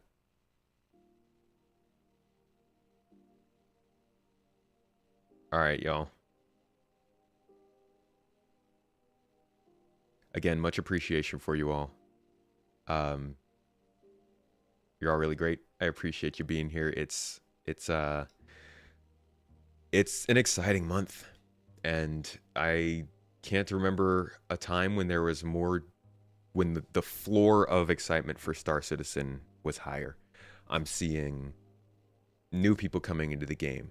I'm seeing people from before coming back with some renewed interest. I'm seeing people who didn't like the game kind of being more open to it now. I'm even seeing people. I've I've seen like at least 10 different people get banned from the Star Citizen subreddit. I don't know what that means, but it means something's happening, and there's just a lot of noise in the air. There's a lot of excitement. There's a lot of hype. We'll see if it continues with IAE coming up, and then with their application layer testing, and with 322 hopefully going live by the end of the year. There's a lot to be excited about. So thank you guys for coming and spending that time with me. I will always appreciate it. I just like some space games and some space nerds and stuff. If you guys would like to continue the conversation, please come join us in Discord. We have tons of activity and good people over there. They are great. But with that, I will see you all next time. It's been wonderful. Y'all keep doing what you're doing, and I gotta say it. Hold the line. All right. Bye, guys. Oh, I like how the music ended right as I was leaving.